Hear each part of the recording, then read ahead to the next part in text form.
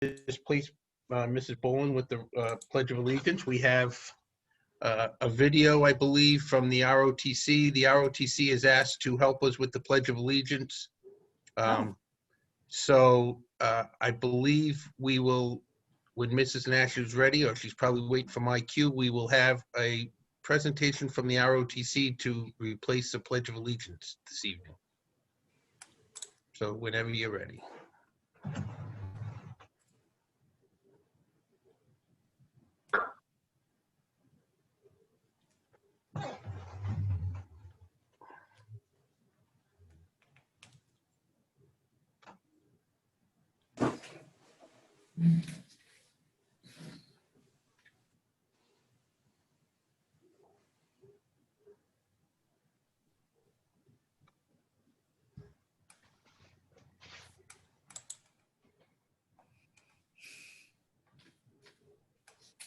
Okay. Is there sound? I didn't get any, but Kathy is.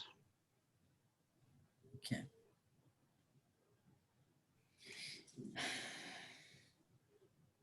You didn't get any sound? No. So we'll go old school and we'll ask Mrs. Boland to lead us in the Pledge of Allegiance, please. Please stand. I pledge allegiance to the flag of the United States of America and and to to the republic for which it stands, one nation, under God, indivisible, with liberty and justice for all. You may be seated. Thank you. We're not having a good start with technology tonight, so. Moment of silence is next. I just need to slide over my screen. If we could keep the following individuals who have passed away in our thoughts and prayers: William Copley, father of Elizabeth Letourneau, business teacher at Rogers High School. We will now have a moment of silence.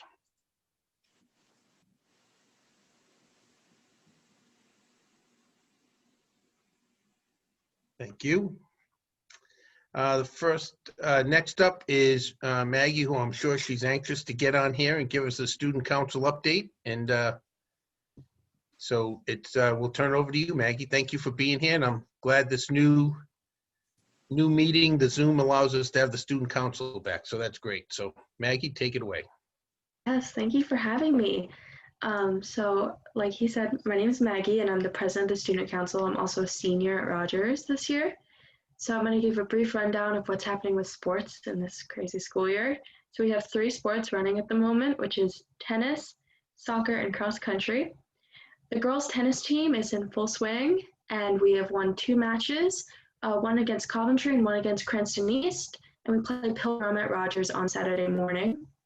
The girls' soccer team lost to Tiverton last Saturday, but they have another game versus Lincoln at Rogers, and it is their senior night for the girls' soccer. And then for boys, they lost to Narragansett last Saturday, but they have another game at Prout High School this weekend on Saturday, I believe, as well. And cross country has had 2 races already. The first was against Prout in North Kingston, and both boys and girls came in last place.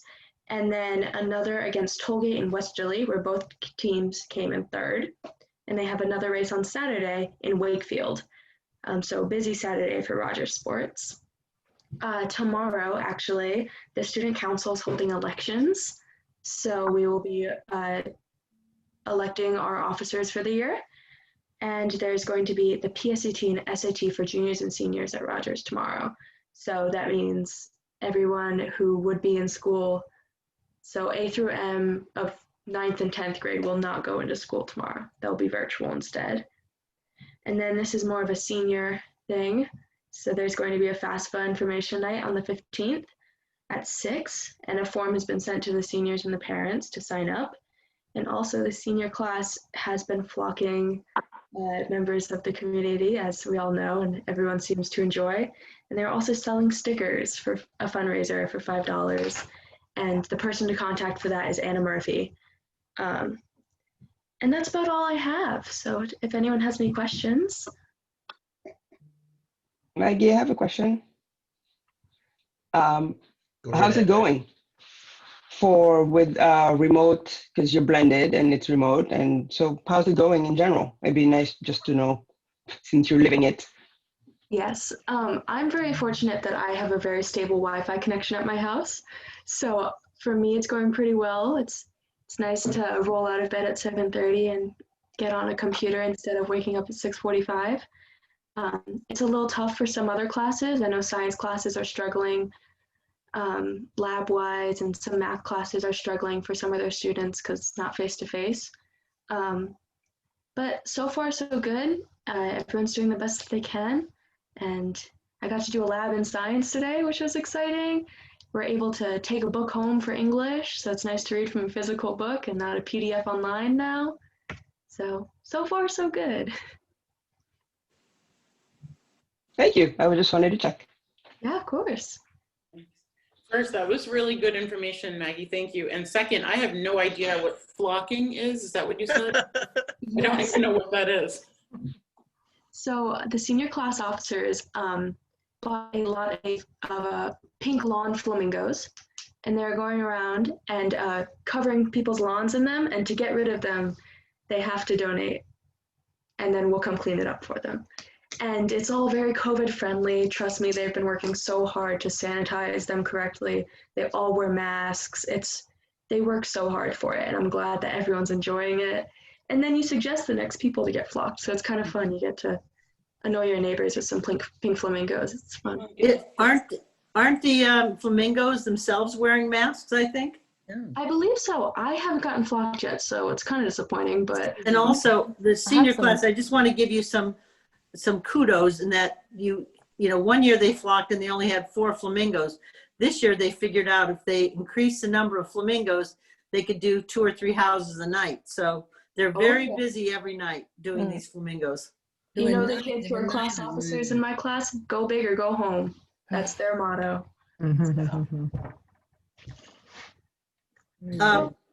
Great.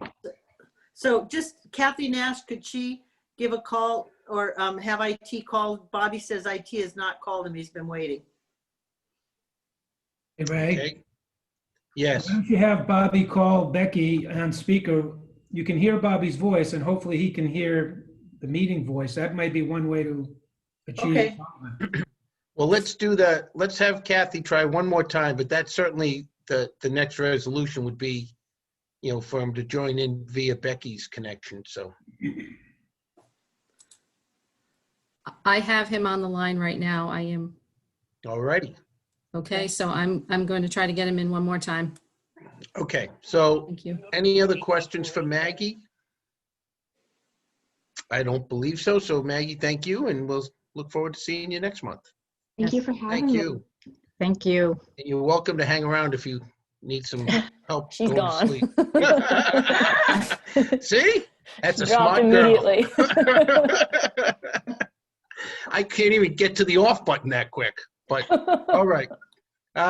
That leads us into presentations, and the first presentation we have this evening is an AmeriCorps. AmeriCorps has been involved with our schools to assist with the Seed Tree Initiative. Ellen Pinnock, who is with us this evening, will give us a presentation and an update on their work with the schools. So we'll turn it over to you, Ellen. I ask everybody the normal thing, if you could mute so that we all can hear, and we'll turn it over to Ellen. Thank you. Hi, everyone. So yeah, my name is Ellen Pinnock. I am the Newport Check and Connect AmeriCorps Program Director through FAB Newport. This is year 2 of our grant. It's a 3-year grant, and this is our 2nd year in the schools. The AmeriCorps members are actually entering the schools that they can enter this week. So that would be, Pell and Rogers High School. Thompson at this point is going to remain virtual just due to a space issue. But the main objective of the Check and Connect program was to help reduce absenteeism by 2 days per student through the year. Right now we have 9 AmeriCorps members. Each AmeriCorps member will have 10 to 15 students. Last year we did have some really good success with the program. We saw some students go from 100+ days absent to 7 days absent, We saw some students who didn't actually improve in attendance. We had a few of those, but they improved in other areas like social emotional issues. They improved in engagement and belonging. They improved in homework and getting assignments in. So overall, the program has been really good in the schools last year. This year, things are very different. With COVID, I kind of thought that we would just be able to roll out the program. This would be like year 2, yay, everything is going to be perfect. And then COVID hit, and we had to sit back and reevaluate the way that we're going to run the program this year. So there will be some virtual work with the AmeriCorps members, which they did over the summer anyway, where they were able to get into Google Classroom, assist students with homework, assist students with assignments. They've made phone calls to parents. Like I said, we have 9 AmeriCorps members. 4 of them are bilingual. So I made sure to put at least 1 in each school this year. So there's 1 at Thompson, there's 2 at Pell, and 1 at Rogers. And that would really help with the Spanish speaking students. Over the summer, our AmeriCorps members that speak Spanish did do some outreach to Spanish speaking communities. They were able to help them with food assistance, getting them food. One child we just recently were able to help get a laptop. She relocated here from New York and is living in a hotel. She's not yet enrolled in Newport Public Schools. She's still enrolled in New York schools, but she was unable to get her work done. So AmeriCorps members kindly rallied around. We reached out to different organizations, were able to get her a laptop. So although the AmeriCorps members' main goal is to work with the students in the schools with absenteeism and truancy, they've been a huge help to the community overall. They did some outreach to the elderly with Carmen through Edward King House once COVID hit and we were unable to work in the schools anymore. They made phone calls to folks to make sure they had things like medicine. So the AmeriCorps members have become really important in the North End community, as well as in the schools. So for this year, I have 5 that are returning from last year. Both Virna and Jared, who are at Rogers. Virna is 2nd year. She's bilingual, former police officer. Amazing person. She's going to do great work at Rogers. They'll be going in tomorrow. And as far as the presentation, I sent some slides over to Kathy. So I'm not sure if she has them. Kathy's still on the call.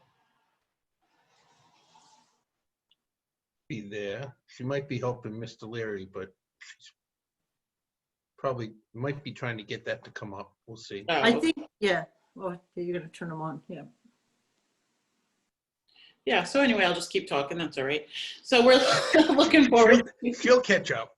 Yeah, busy lady. So we're really looking forward to year 2. We're looking to do some more great work with the students. We're going to be doing a lot of outside activity with the students, particularly at Thompson. Here's the slides. Thank you, Kathy. So this first slide right here, by the numbers, this student, phenomenal. His name is Lionel, and he was one of our Pell students. And Lionel had significant struggles. He is Spanish speaking, but when he received his mentor, Virna, last year, he just kind of blossomed. He still had some issues with attendance, but as far as like making friends and getting his work in, we saw significant increases with him. And this is the amount of kids that we had at Pell last year, 31 kindergarten through 4th grade students. And overall attendance did increase at Pell by 6.84%. And this is one of our students from Thompson. Also at Thompson, we saw attendance increase by 2.96%, as you can see on this slide, which was more than 5 days of school per year, which we met the goal. The goal was 2, so we went above the goal, which was awesome. And then at Rogers, we had 9th through 12th grade students. Rogers, we ended up with just 1 AmeriCorps member there, Jared, who's back for year 2, but even with just the 1, we saw significant improvement in his students. After he started meeting with 1 student in particular, the student missed no more school. So it's been really awesome. Really looking forward to doing the work this year. Looking forward to working with all 3 schools. It's unfortunate that we can't really get into Thompson right now, but the AmeriCorps members and Nick, who is our lead over at Thompson, have just made a lot of adjustments, and I think that the plan that we have will work out really well. Thank you, Kathy. And that's a picture of myself and my child. And this is the AmeriCorps member, my daughter Dorothy, who is an 11th grader over at Rogers. So yeah, these are some of the slides from presentation that was put together last year by the AmeriCorps members. And as you can see, the AmeriCorps members consider me a mother figure, which is nice. Walking into the schools, it's nice to hear Mama Ellen from the students as well. We also had some AmeriCorps members who didn't know what it was that they wanted to do when they joined AmeriCorps, and now 2 of them have become teacher's assistants. One actually got a job, which is why she isn't back this year, as a teacher's assistant in a school for the disabled over Jamestown.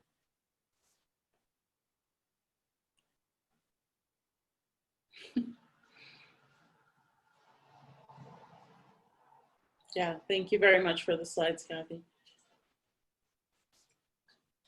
Alrighty, so as we wrap up the slides, does anybody from the committee have any questions for Ellen? I have a You do. question. Go Of right course. ahead. Okay, Ida, go ahead. Ellen, thank you. Thank you for the presentation. I'm just wondering what type of insight you've gotten in the past 2 years about what is stopping the students from attending. So thank you for asking. There is a variety of reasons. Some of it, we found that the student may have been having some issues with peers or teachers or whatever in the school. A lot of it, the students were having issues outside of the school. There were things going on in the home or outside the home that they just had not been comfortable sharing up to that point. So there's many barriers that are keeping students out of school. The one thing that we found was that some of the kids who may have had the label as being having behavioral issues and things like that, we found that once we got to like the root of what was going on, like we had a student that was facing homelessness, a student that was facing hunger.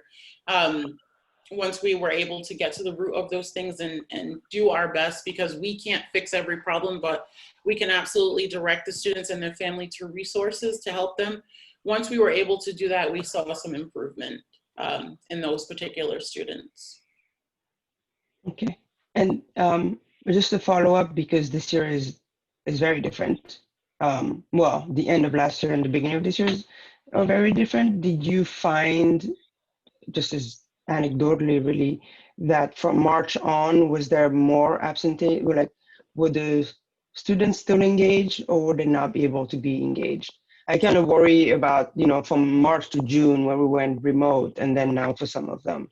What did you find? So our students, so we could compare like apples to apples. We stopped our attendance data in March, I believe March 25th. Okay. So we didn't have actual numbers, but we did stay in contact with the leads in the schools, and they reached out to us for help, because like the week after they went to remote learning, there was about 100 students from one school in particular that were not signing in. So they did reach out to the AmeriCorps members, who were able to reach the families and some of the students to get those students to sign in.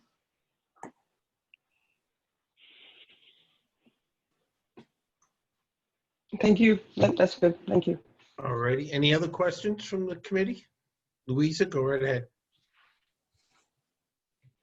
I guess going into year 2, and again, I know it's COVID year, but trying to, you have this year and then next year, it's a 3-year program, I know, and then to try to figure out with our staff how we can continue this once the people are gone. I think that's something that we should try to figure out long term.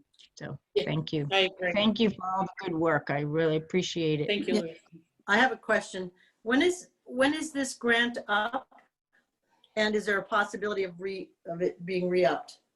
Yeah, so the grant is 3 years. We just now entered into year 2. So at the end of I don't even know what year it is anymore. So we're in year 2 now. It just started at the beginning End of of August. 2020. Yes, thank you. So, yeah. We're in year 2. We have we have this full school year and then another full school year behind that. And then there is possibility for the grant to be continued. Great.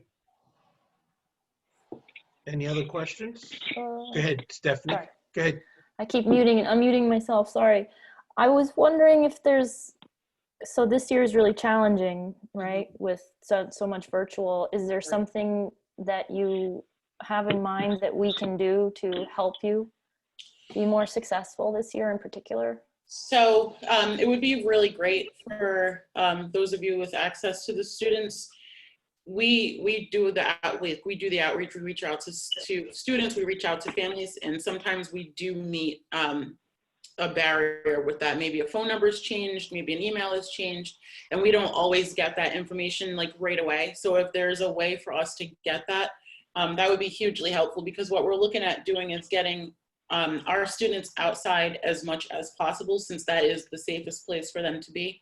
We want to keep them engaged totally. So we just kind of feel like at this point, getting them outside of the school to do small group activities, to stay physically active is the best way. So any information that we may need, it would be great if we could come to you all to be able to get that.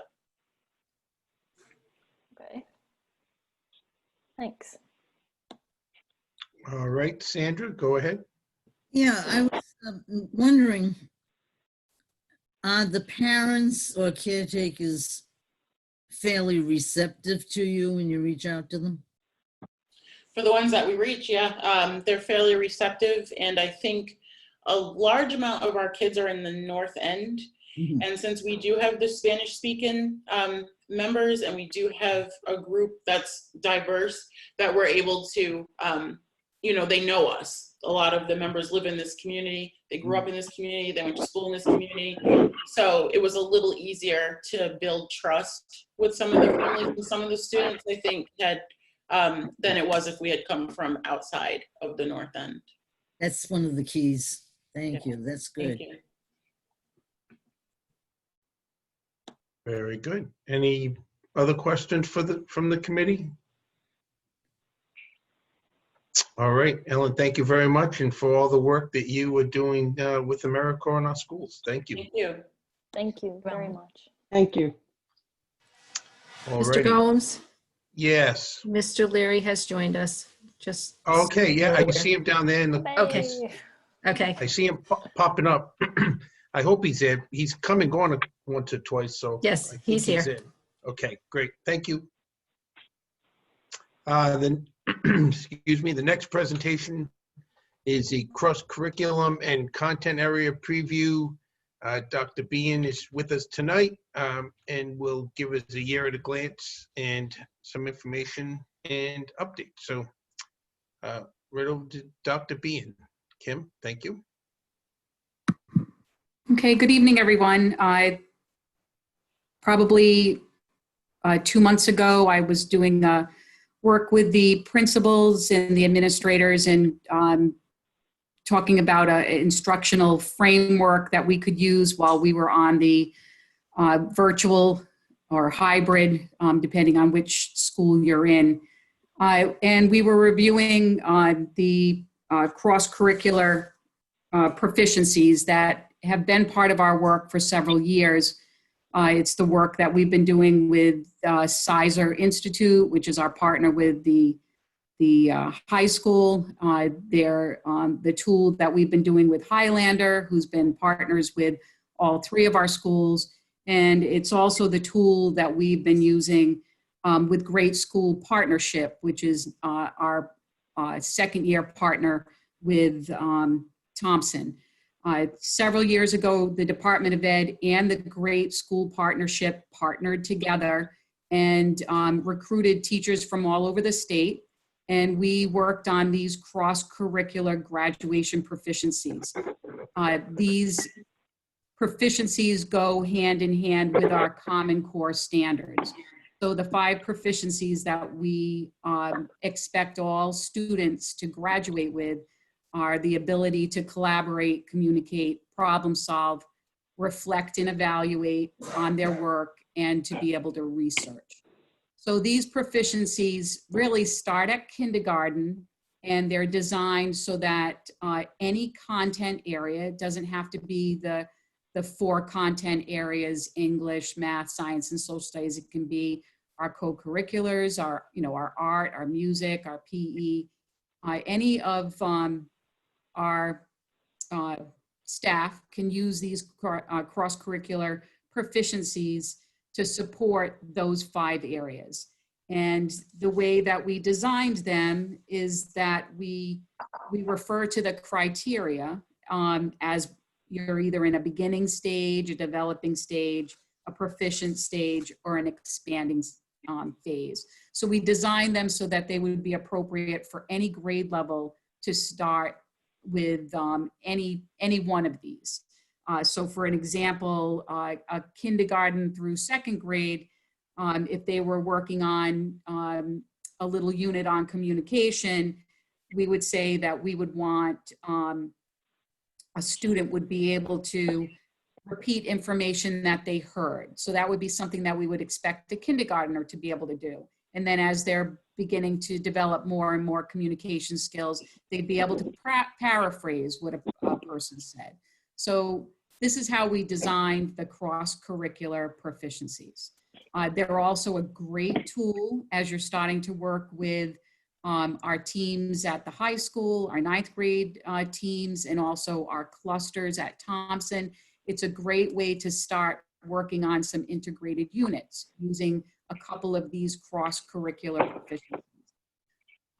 In terms of the content proficiencies, all those is we took our Common Core standards and we turned them into outcomes. So, what we were hearing from teachers was that sometimes unpacking the standards could become tedious, and sometimes, a lot of times people were interpreting the standards differently.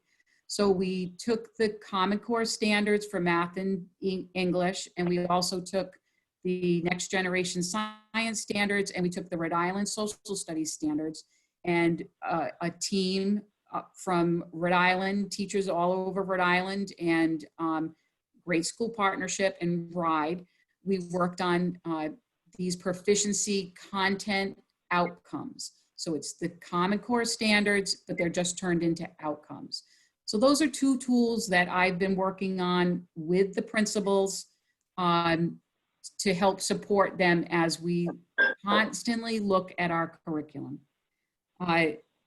So that's a little bit about the cross-curricular standards. And then I know that there were questions about the year at a glance. So a few years ago, as we were starting to look at our units of study, I asked all in the district to develop year at a glance so that parents could have just a snapshot of the different topics that were being covered in the different grades.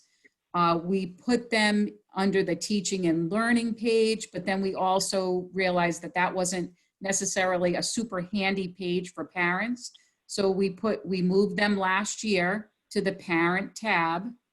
So on the district webpage for the parent tab, when you click on the parent tab, there's information for parents, and then you can select which school your child's at, which grade your child's at, and you're able to get into the year at a glance.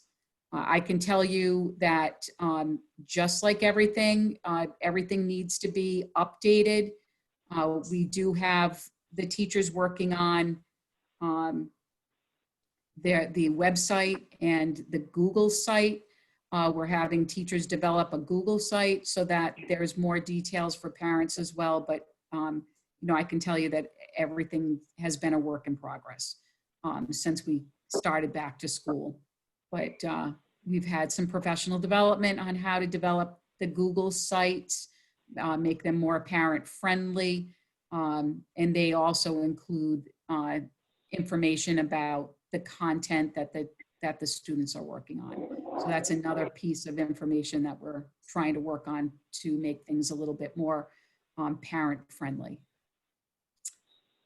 So I'm trying to see what else, what was the other question? Yeah, so I know Dr. Jermaine had mentioned where you could find them, but we did move them to an additional spot so that they were more accessible to parents under that For Parent tab.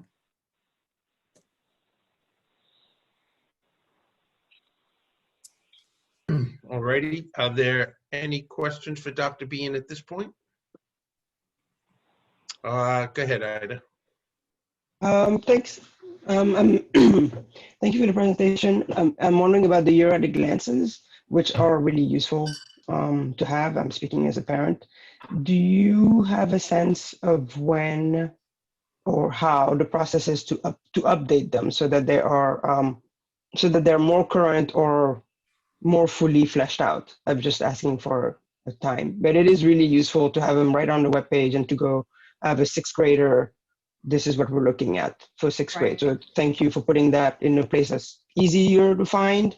Mm-hmm. But I do notice that some are dated 18, 17. So, you know. Yeah, so we, like I mentioned, there were a couple of teachers that did a fabulous job this summer. I offered PD on Google Sites. So what we wanted to do was get something a little bit even more parent friendly and a little bit more comprehensive.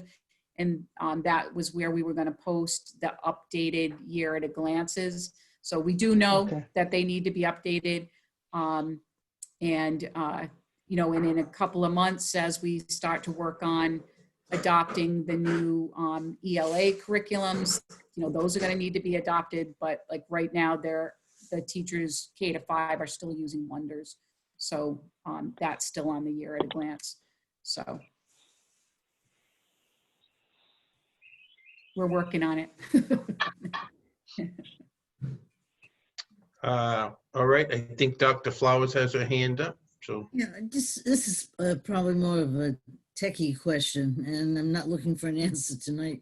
Is there any way that you or someone can check to see the frequency of people checking that? You know, you go through all this work and you upload all of this.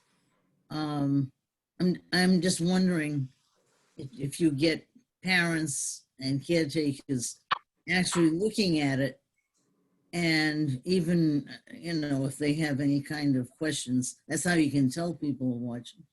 But I just think sometimes you have to keep getting that word out to people that if you want to know what your young one's supposed to be doing, here's the place to look. Yeah, Sandra, that's a great question. I know in terms of the number of hits that come to the website, we can track, but I don't know about individual links within a page. So I can find that out. Yeah, I mean, please, you have enough to do.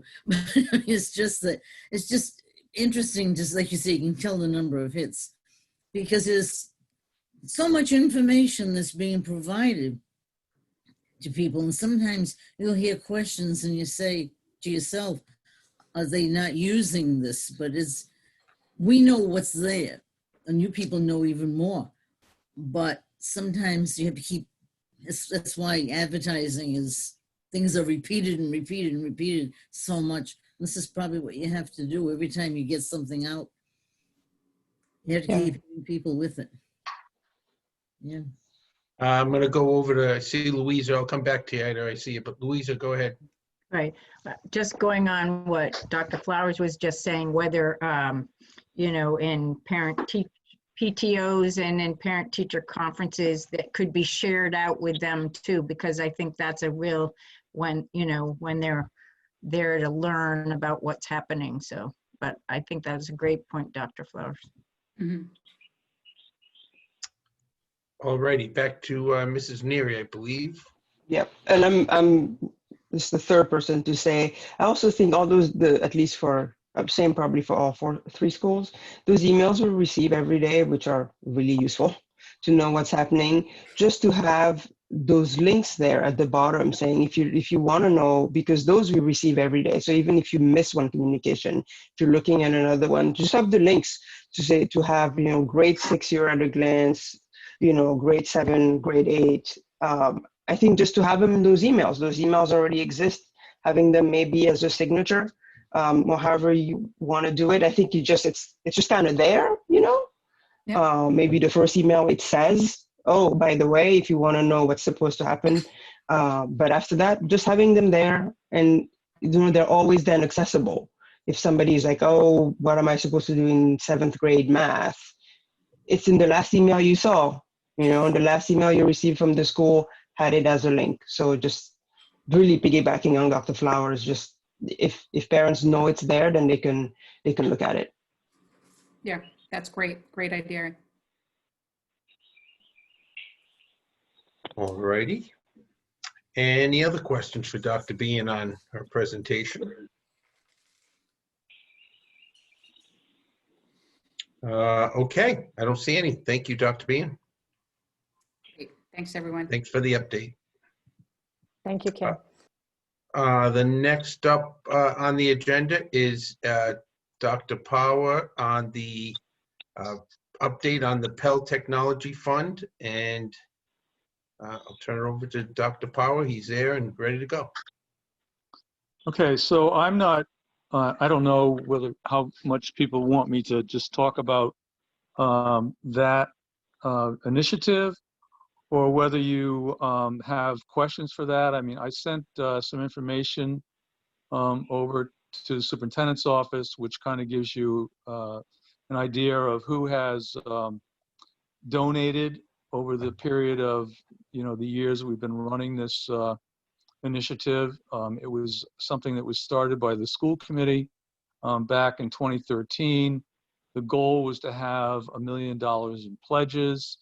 So $1 million in pledges ends up getting us, at the end of the day, probably would be more than $1 million. The way that the money gets handled is it's in a city trust fund. That trust fund, we look at the 4-year average. Based on a 4-year average, we would give out 4% as long as the fund didn't go below $1 million. So those are kind of basic parameters. Now, recently, we had the issue of, you know, the city and other people looking to do something for Paul Gaines. You know, the gym had not been spoken for at that point.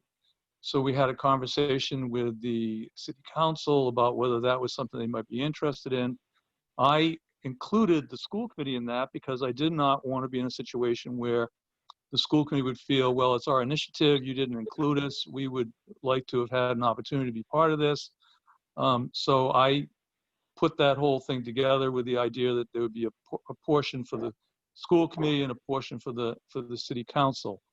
And I think, you know, we're here today with a city council who has certainly embraced that and, you know, and had a resolution. I know you folks had a resolution and you had some questions about the, you know, the financial part of that. It is your initiative, and I say yours, it was a former school committee, but it is the school committee's initiative. And while the money does reside with the city in a trust fund, that money does come back to Pell School in the form of money for technology for that school.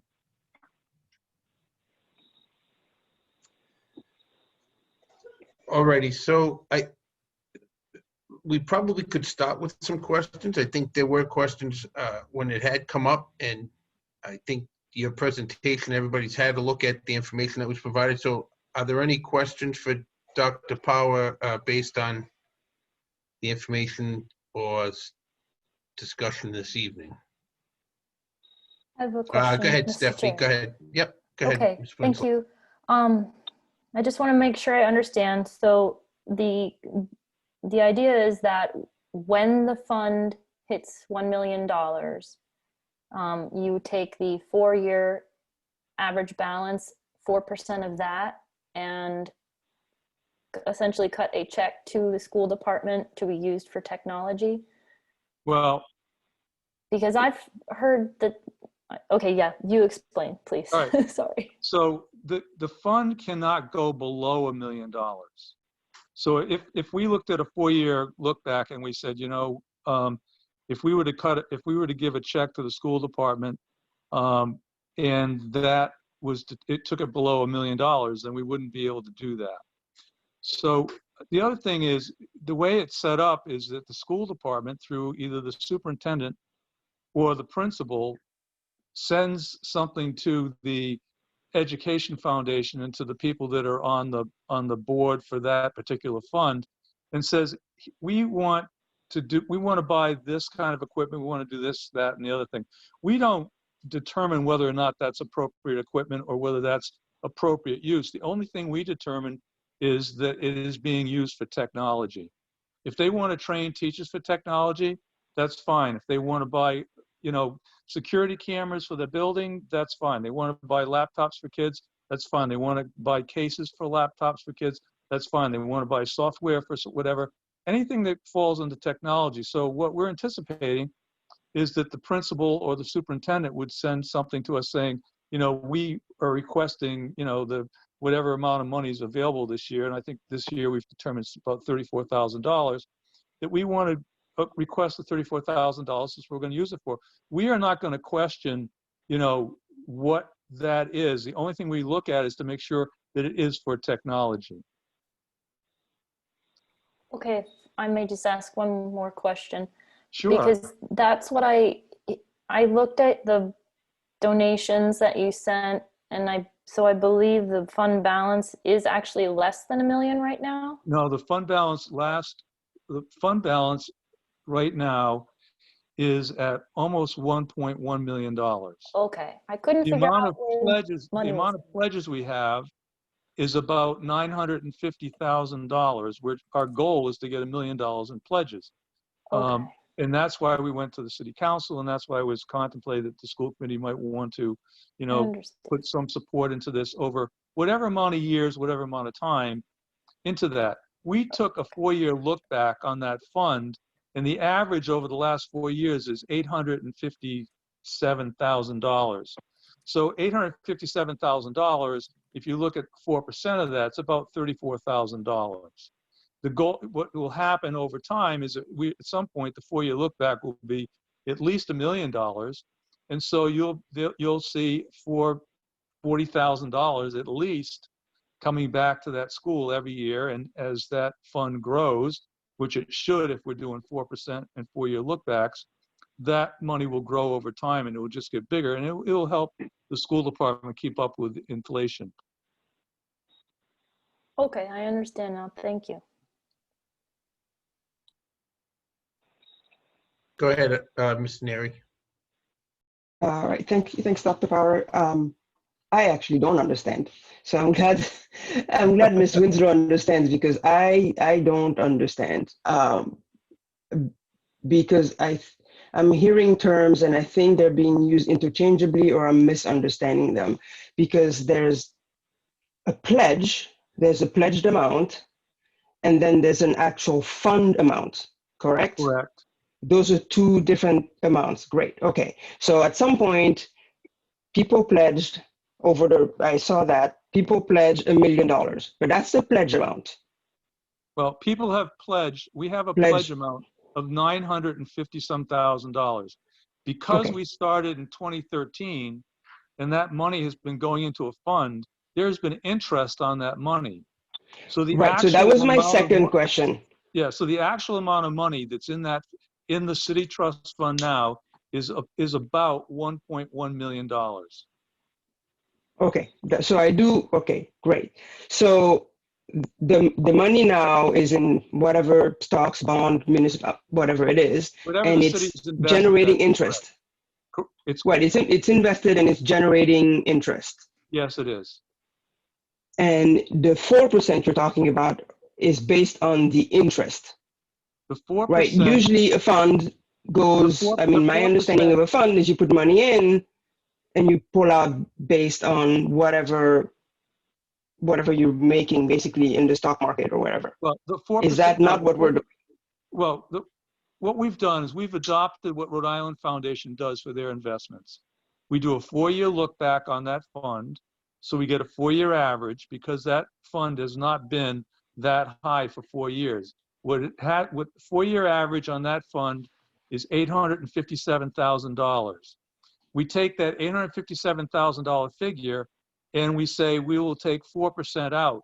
If we take 4% out over the time that we have that money invested, which that fund should probably earn about 6%, we will be trying to grow that fund 2% a year going forward so that we will be able to keep up with inflation. If we didn't do that, what would happen is we'd be given money every year, and over time, the amount of money we'd be giving you, if it was a set figure, would become less and less valuable to the school department.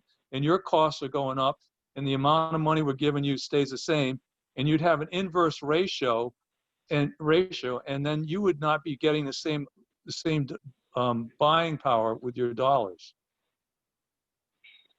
Well, yeah, but that Am I depends on what it's confusing, invested in, or- but no, that's okay. I mean, I'm just thinking about our endowment funds here. It really also just depends on what the money is invested in. So you could pull out more than 4 or less than 4, depending on how much you're making. Okay, so now I understand. So here's the part that I need help on, which I think is the next action item anyway. So there's a pledge of 900, and I have the number somewhere, low, almost $1 million. Correct. I'm not understanding. I'm sorry, but I know I'm going to sound dense, but I'm not understanding why we as a school committee need to pledge money. I generally, if a fund is put together for an institution or anybody, is because the institution does not have the funds. So I'm not understanding why we're being asked to pledge money as a school committee. The reason there is a fund is because we don't have the money. It hasn't been anything miraculous that I understand that we have extra money. So I'm sorry, I don't understand. I just don't. All right. Well, first of all, let me say that probably this is one of the most unique situations in this country. I doubt there are many school districts in this country that have had a partnership with the community where they've created an endowment for a school to fund things going forward. I doubt very much that you'd find 3 or 4 of those in the United States of America. So I think that Newport's unique in that situation. But it's also forward-looking, because what's happened is, and maybe it should have started with the school committee saying, listen, we're going to take $50,000 and put it into a fund, and we'd like everybody else in the community to come and match that money and then some, and we're going to create this endowment that will forever be there for this school. But we didn't start it that way. And so when this whole situation came up with the idea of saying, well, we want to find something we can do for Paul Gaines, we happen to have unclaimed the gymnasium at Pell School, which became an opportunity for the community to do a couple of things. And so I, without thinking that the school committee was going to have an issue with this, felt that if I didn't give the school committee the opportunity to participate in this, that you would be coming to me as a school committee saying, listen, why do you let the city council and everybody else do something with our initiative, and yet you don't give us an opportunity to participate in that? So, looking back on that, maybe I should have said to the community or to the school committee when I started, I want you to put some money into this to start it. And then I will go out to the rest of the community and say, listen, the school committee has put some money aside, and we would like you to help us grow that money over time with the goal of getting $1 million in a fund that we will then be able to have money going forward, which ends up helping the kids, the school committee, and everybody else. There's no doubt that it's beneficial to the school committee, but the idea is that everybody in this it's a partnership, and everybody's involved in it. I mean, I personally have put money into that. There have been foundations in Newport that have put money into that. The Bank of Newport's put money into that. People, credit unions put money into that.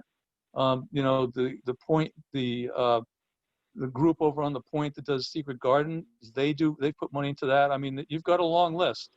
And I just didn't want the school committee to be in a situation where they said, well, why didn't you let us be part of that? It's our initiative. I mean, that was where I'm coming from. And it is unique. I mean, There's I no doubt agree. about it. It is unique. I don't think there's, I think you're right. I don't think there's anywhere else in the United States that this is happening. I mean, I can't think of any place where else it's happening. It's just, for me, it's simple. It's simply, I would assume that one part of the reason it didn't start with the school committee putting money in is because the school committee did not have money to put in. Well, I That would not make presumably that. is why it didn't start with. I don't I'm think that's the presuming. truth. I don't When know. on the school I wasn't committee, here. They had that. They certainly could have done that. Okay. I mean, it's a small So amount. I've It's a just, small investment to get $1 million back. All right, I yeah, think okay. Ms. Boatwright, I think, has a question to continue. Well, I want to make a comment. I wanted to say that and I think all of us are very appreciative with the efforts that you have made, that NPEF has made, and that the donors have made, because as we all know, in the 21st century, technology is absolutely required. I think that the city was wonderful a few years ago giving us Chromebooks. Had we not gotten them, we would be in a disastrous period with COVID. Absolutely.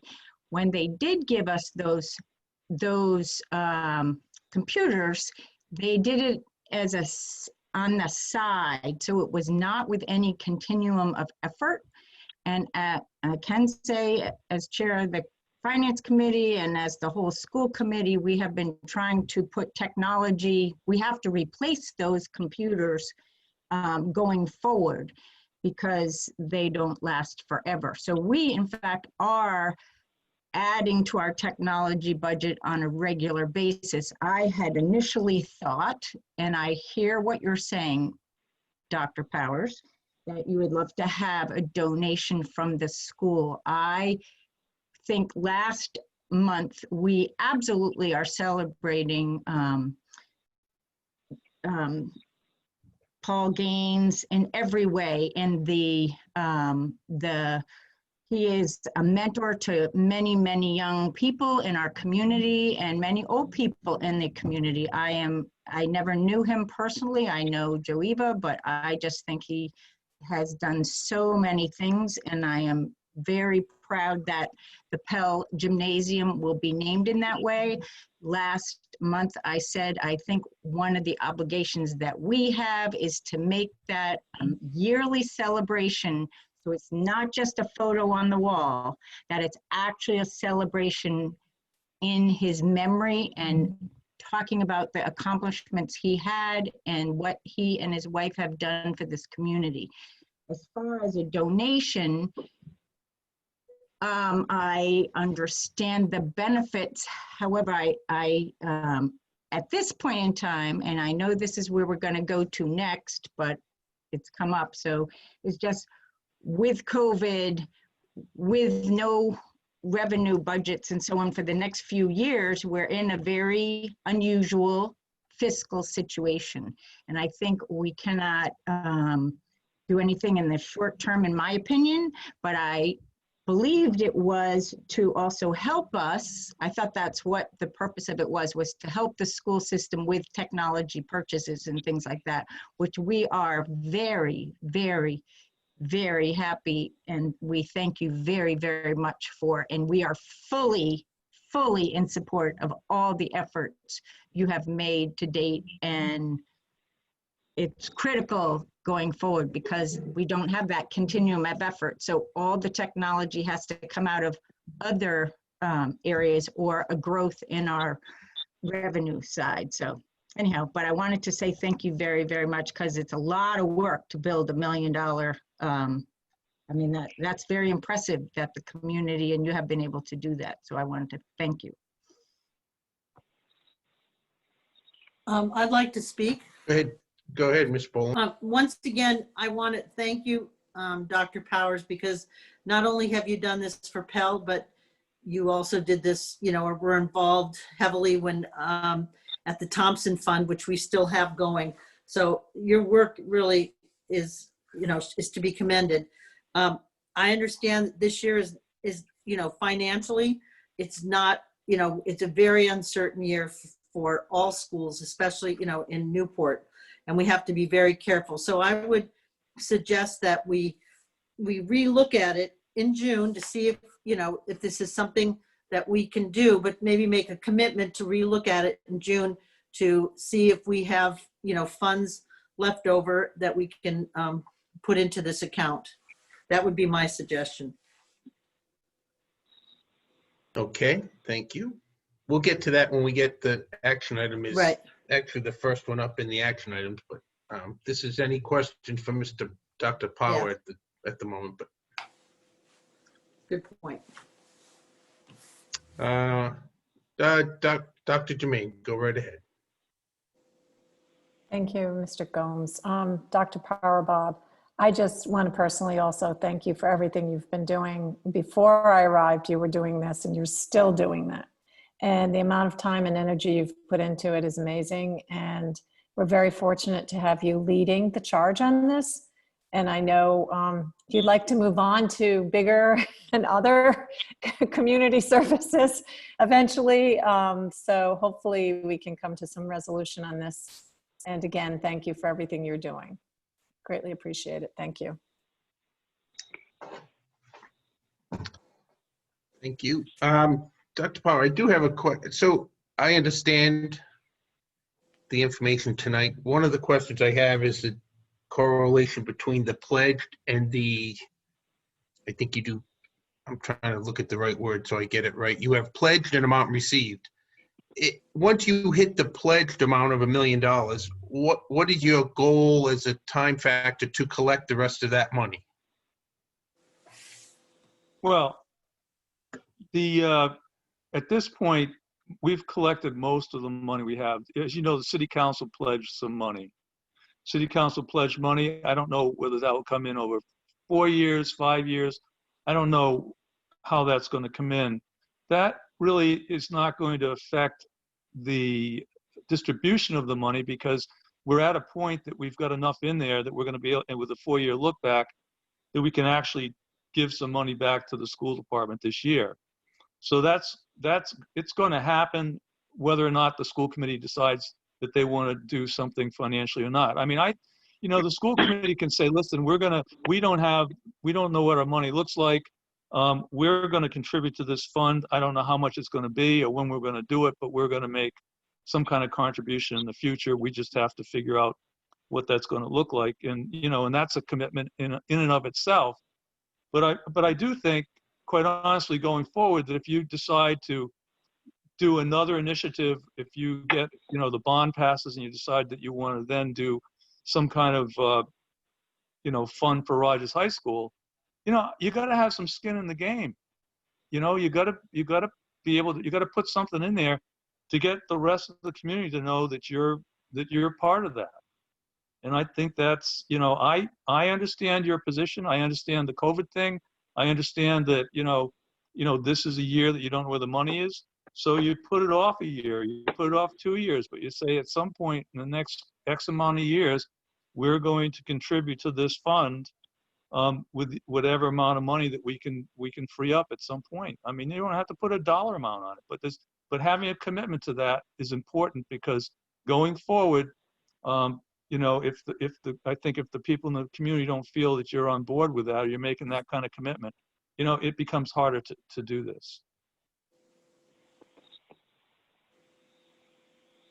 Thank you. I just had the question. I didn't know if there was you're about $32,000 away from being $1 million pledged. I just wondered if you had a particular time frame that you were looking to. Well, I would money. like to end. We're probably $50,000 or $60,000 short of where we want to be for pledges. I mean, I had somebody pledge $5,000 this year.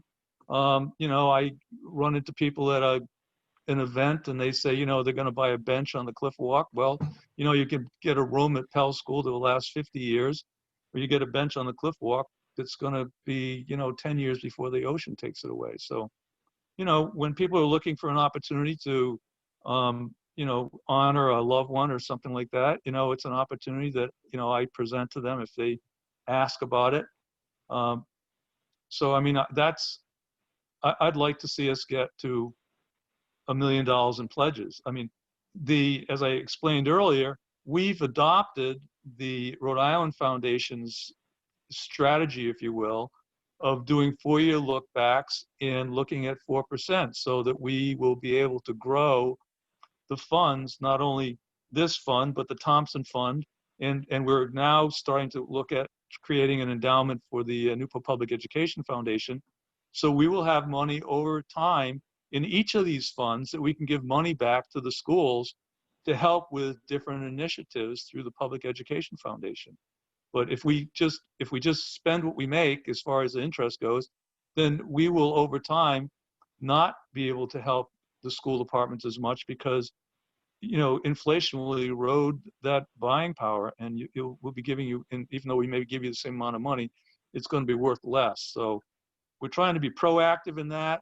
We're trying to be a financial group that is, you know, forward thinking, and we're trying to, you know, lead the way as opposed to following behind other people. And I think that, like I said earlier, I'm not sure that there's many other districts in this country that have a foundation or a trust that's giving money to one of their public schools in a way that's going to support them, either technology or otherwise.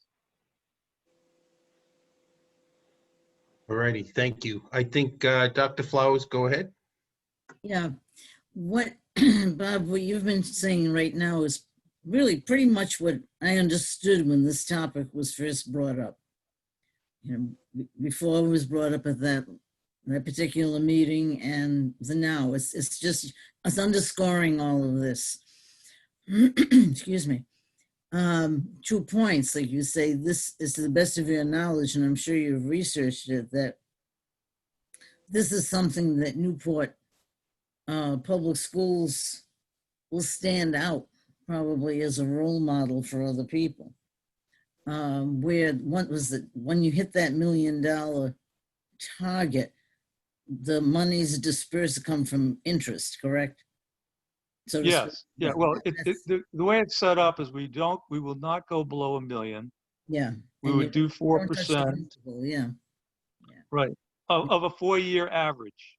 Yeah. So if we have 2 bad years in the stock market and the numbers go down, that gets averaged in there. If we have, you know, a couple of good years, those averages get averaged in there. We actually at one point almost were on the Today Show with this particular initiative, and we got preempted by something that happened nationally. But we were literally 2 days away from being on the Today Show with this initiative. And at the time, it was the Thompson Initiative. It wasn't Health School. It was the Thompson Initiative. Because if you remember, we raised $1 million for Thompson. Mm-hmm. Yeah, yeah. And when we talk about investment into our schools, I mean, that's what this is. It's an investment. It's targeted specifically for technology. You know, it's there. If people say, you know, 21st century, yeah, we're 20 years in the 21st century. It's something that any of us individually could contribute toward, but I think knowing that it can be spread out, it's the intent that's there. It is the purpose that we have as a committee, as well as individuals, to see to it that our kids have the right equipment. We all know that. We're not denying it. And I mean, if the council has stepped forward and said, hey, you know, we want to help, we want to buy into this, how they spread it out, it doesn't really matter. Like you say, it's the intent. Once you know you have more and more people who want to take part in this, that's what adds value to the fund. It's not only the dollar amount, but the intent of that number of people. But as I said, this is the way, what you're explaining tonight is what I had understood all along. And it's not that you want 50 grand right away, boom, here's a check tonight. No, it has to be spread out because we have so many other unknowns, of course. In the end, it's a win-win. That's how I see it.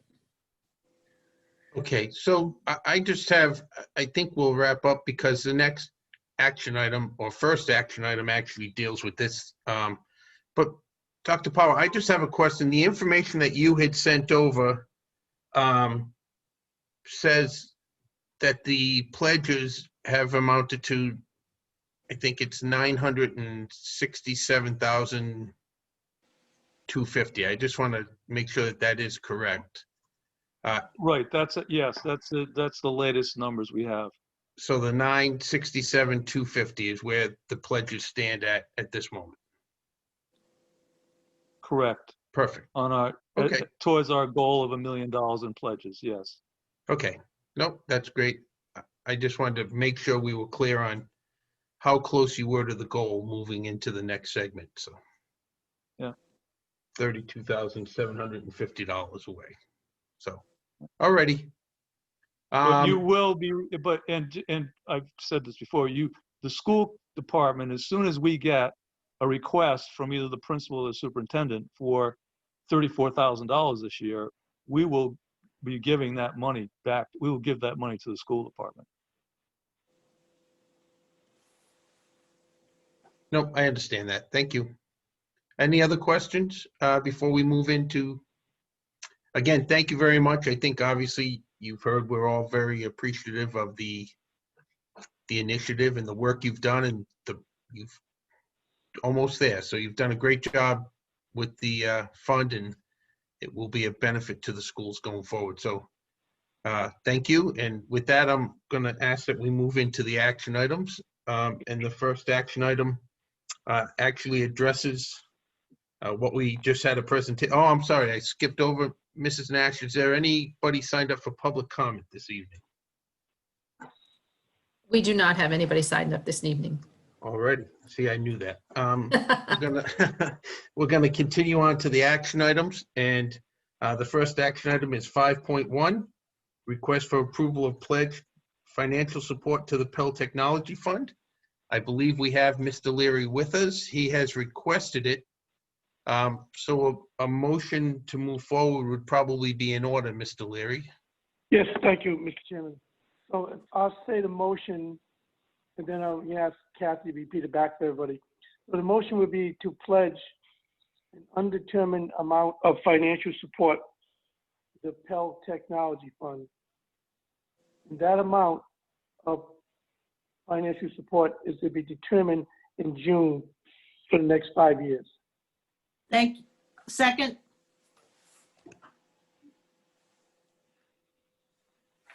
Does everybody understand the motion, Mr. Chairman? Ray, you're muted. Okay, so there we go. So we have a motion by Mr. Leary, seconded by Ms. Boland, to contribute, I think I'm going to get it right, an undetermined amount of pledge with the amount to be determined in June. Did I get that right, Mr. Leary? Right, so it'd be an undetermined amount of financial support to the Pell Technology Fund. And then that amount of financial support is to be determined in June for the next 5 years. To be paid over the next 5 years, is that what you're saying? No, to be determined. So make it a 5-year time. We're going to look at this for 5 years. So maybe 1 year give nothing, maybe 1 year give money. So for the next 5 years, you'll do that in June of every year. Instead of one-time donation.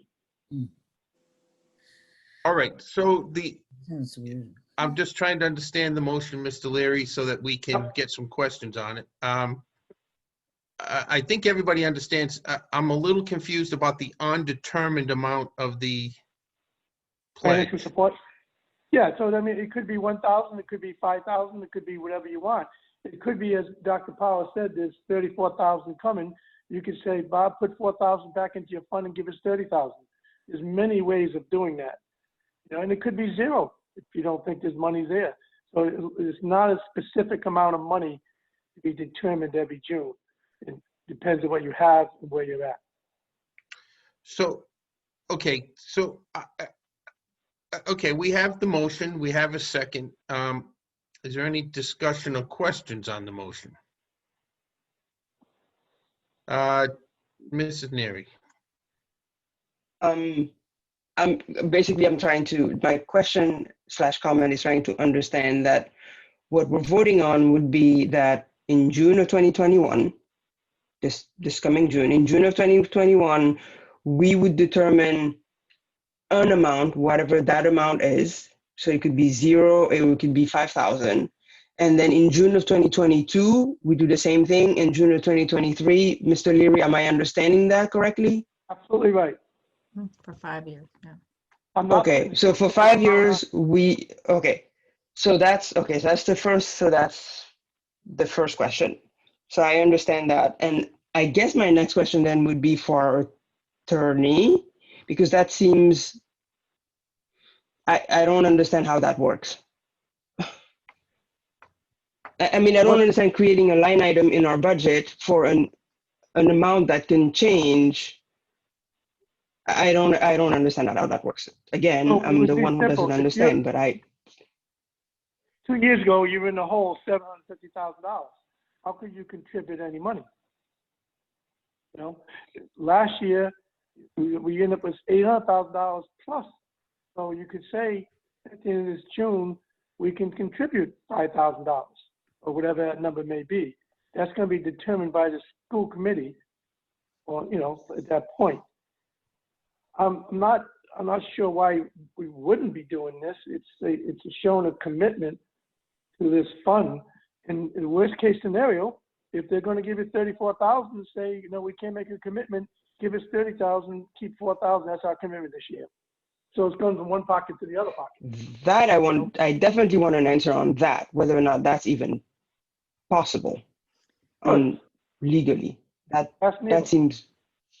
So, okay. Well, yes, that was my question, was addressed to him, actually. So, Mr. Galvin, go right ahead. Yeah, what I'm hearing is, I think, essentially a commitment to take this topic up every June for the next 5 years and to determine when it's taken up, to decide whether or not there's going to be a contribution and whether it's 0 or some other amount. So it's more an expression of support as opposed to a dollar commitment of any sort.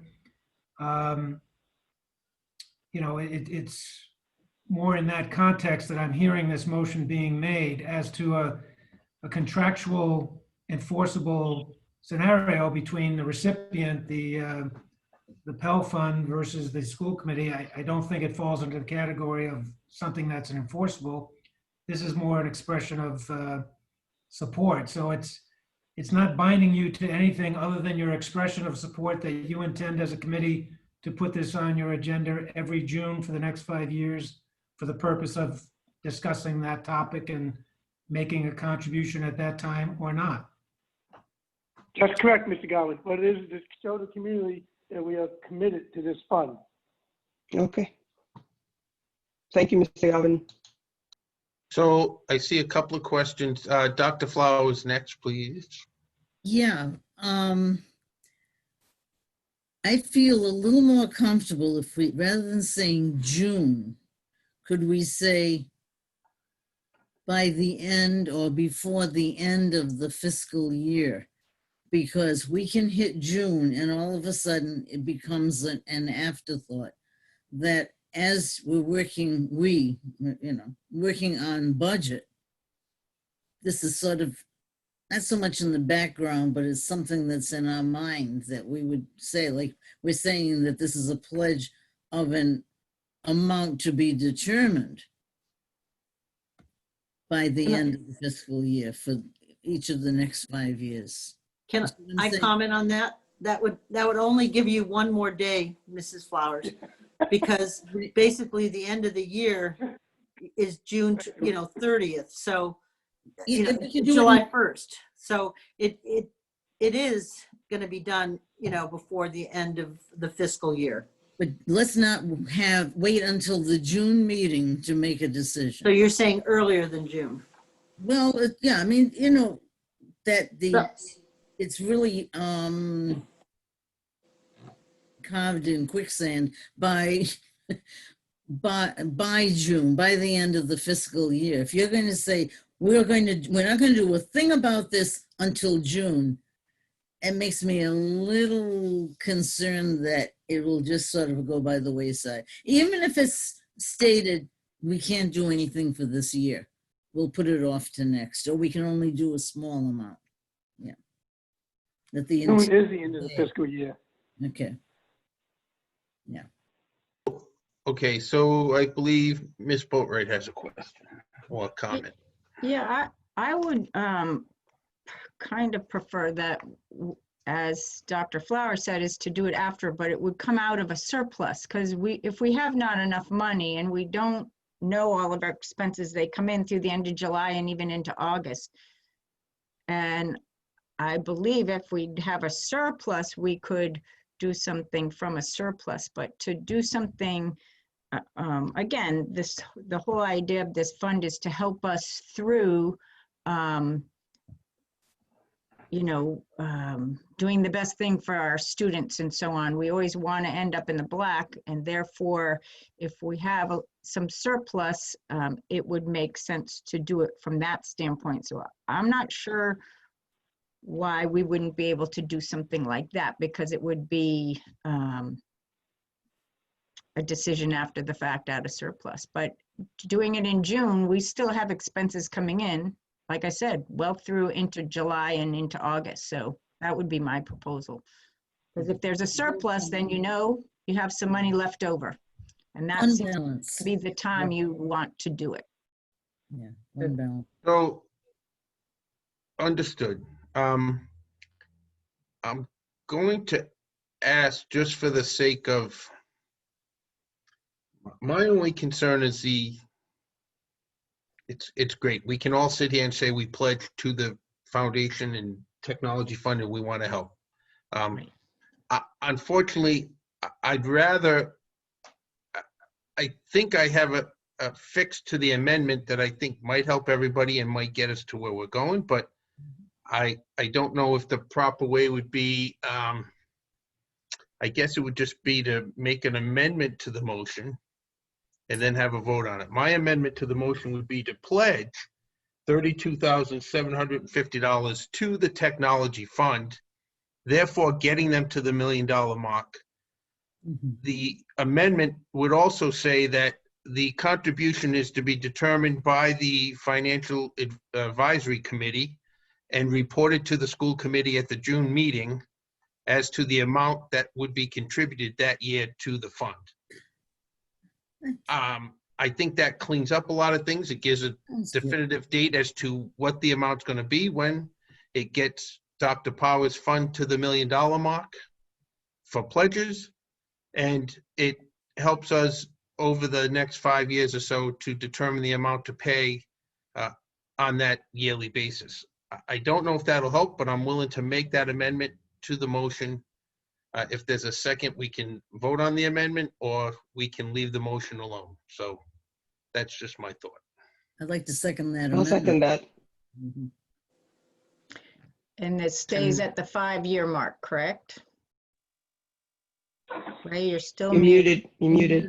I don't, me personally, I think it's up to the financial. It could be paid off in 1 year, 2 years, could be 7 years. But I think the caveat is that we pledge the money to Dr. Power's account, to the technology fund for the Pell School for the kids, gets them to the $1 million mark. And we've set a criteria that the school committee's contribution to meet that pledge will be determined at the June school committee meeting based upon the recommendation of the financial subcommittee. That's all I'm saying. It could be 6 years, could be 3 years, could be 8 years, but the pledge is made, we support the account, and I think it gives us time to figure out how to make the payment to the fund when necessary. So, Mr. Chairman. Yes, Mr. Leary. Then you got a first and a second. Do you know that the city council pledged $50,000? Am I correct? I believe you are correct, and one of the last contributions was a they'll be going over that number. All you need is 32,000. So they're going to be going over it. I did. I know the amount. The amount is $32,750. That is what I'm saying, that the school committee's pledge will be to the account. That gets it to the $1 million mark, and then we will figure out, based on the financial subcommittee's recommendation at the June meeting every year, what it is to be contributed towards that pledge on that given year. That was my motion. My Yes. amendment to your motion, it was seconded by Dr. Flowers. Right. So we have, You understand that the city council's already pledged more than that to get them over. I understand it, but I also see a big zero bubble goose egg in the city's contribution. So my intent is to get the technology fund to $1 million in pledges this evening. If we contribute $32,750, we will get them to the $1 million mark this evening. Exactly. We will then figure out how to financially pay that $32,750 to the account in June of the coming years. It could be, to your point, zero some years, could be $10,000 one year. I don't know, but it'll be the recommendation to the committee from the financial subcommittee. So that is my motion. It's been seconded. My amendment, I'm sorry, to the motion. It's been seconded. If there's no other questions, we'll have a vote on the amendment to the motion. So I'll have Mrs. Nash do a roll call vote for the amendment to the motion, and then we'll vote. Mr. Gomes? Aye. Mrs. Neary? Aye. Mrs. Boatright? Aye. Mrs. Boland? Aye. Dr. Flowers? Aye. Mr. Leary? Aye. Ms. Winslow? Aye. Thank you. 7-0. Okay, so there's the amended motion is before us. Are there any questions on the amended motion? Seeing none, I would ask Mrs. Nash to conduct a roll call vote on the motion before us. Mr. Gomes? Aye. Mrs. Neary? Aye. Mrs. Boatright? Aye. Mrs. Boland? Aye. Dr. Flowers? Aye. Mr. Leary? Aye. Ms. Winslow? Aye. Thank you. 7-0. Terrific. Thank you very much. Dr. Powers, your congratulations, your Mr. technology Chairman, account. Mr. Leary, just a Chairman, moment. I have to withdraw my motion. Ms. Boland to withdraw her second, because we have a motion that was started for. I think I'm correct. I'm not sure. I can ask Mr. Galvin if we need to. I don't understand the question, Mr. Leary. So my motion was on the table and had a second. So it's still there. Ask Mr. Galvin, I have to withdraw my motion. No, your motion was amended by a favorable vote, and then the motion as amended just passed.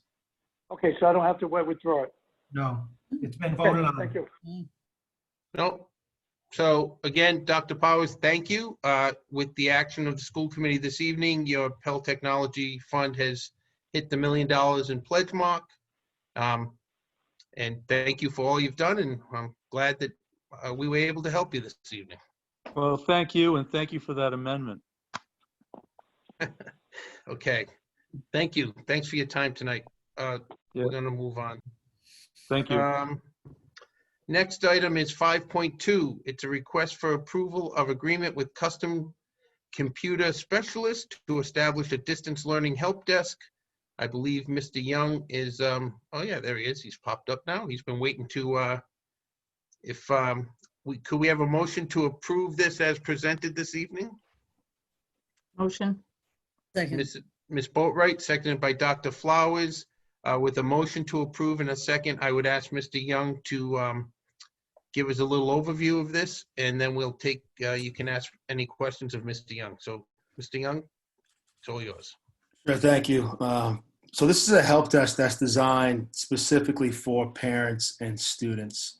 Also, caregivers can help out as well. So it's just really designed to help them that are working remotely.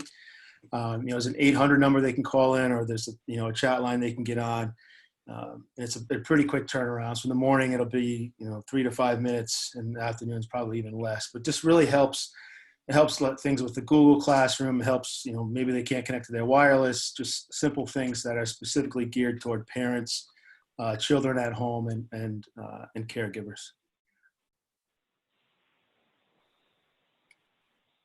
Alrighty, Also, is there any? just a note. Obviously Spanish and English for both. So it can work in both languages. So it'll be accessible to all the parents in the area. So, okay, I have a question, but I'll turn, any questions from the school committee? Ms. Neary? I have just two questions. One is a broader question of what is it that they're doing that our team cannot currently do? That's question number one. But really, the big question I have is for that team, they're going to be for the distance learning parents specifically, parents and students. Does that include staff and faculty? So if you are a full distance learning teacher, can you use the help desk? Yes.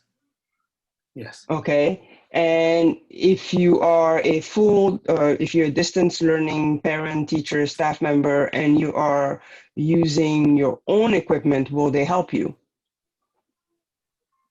Not school supplied equipment, your own. So if a parent like me, for instance, if you've bought my own Chromebook and I call in, do I get help?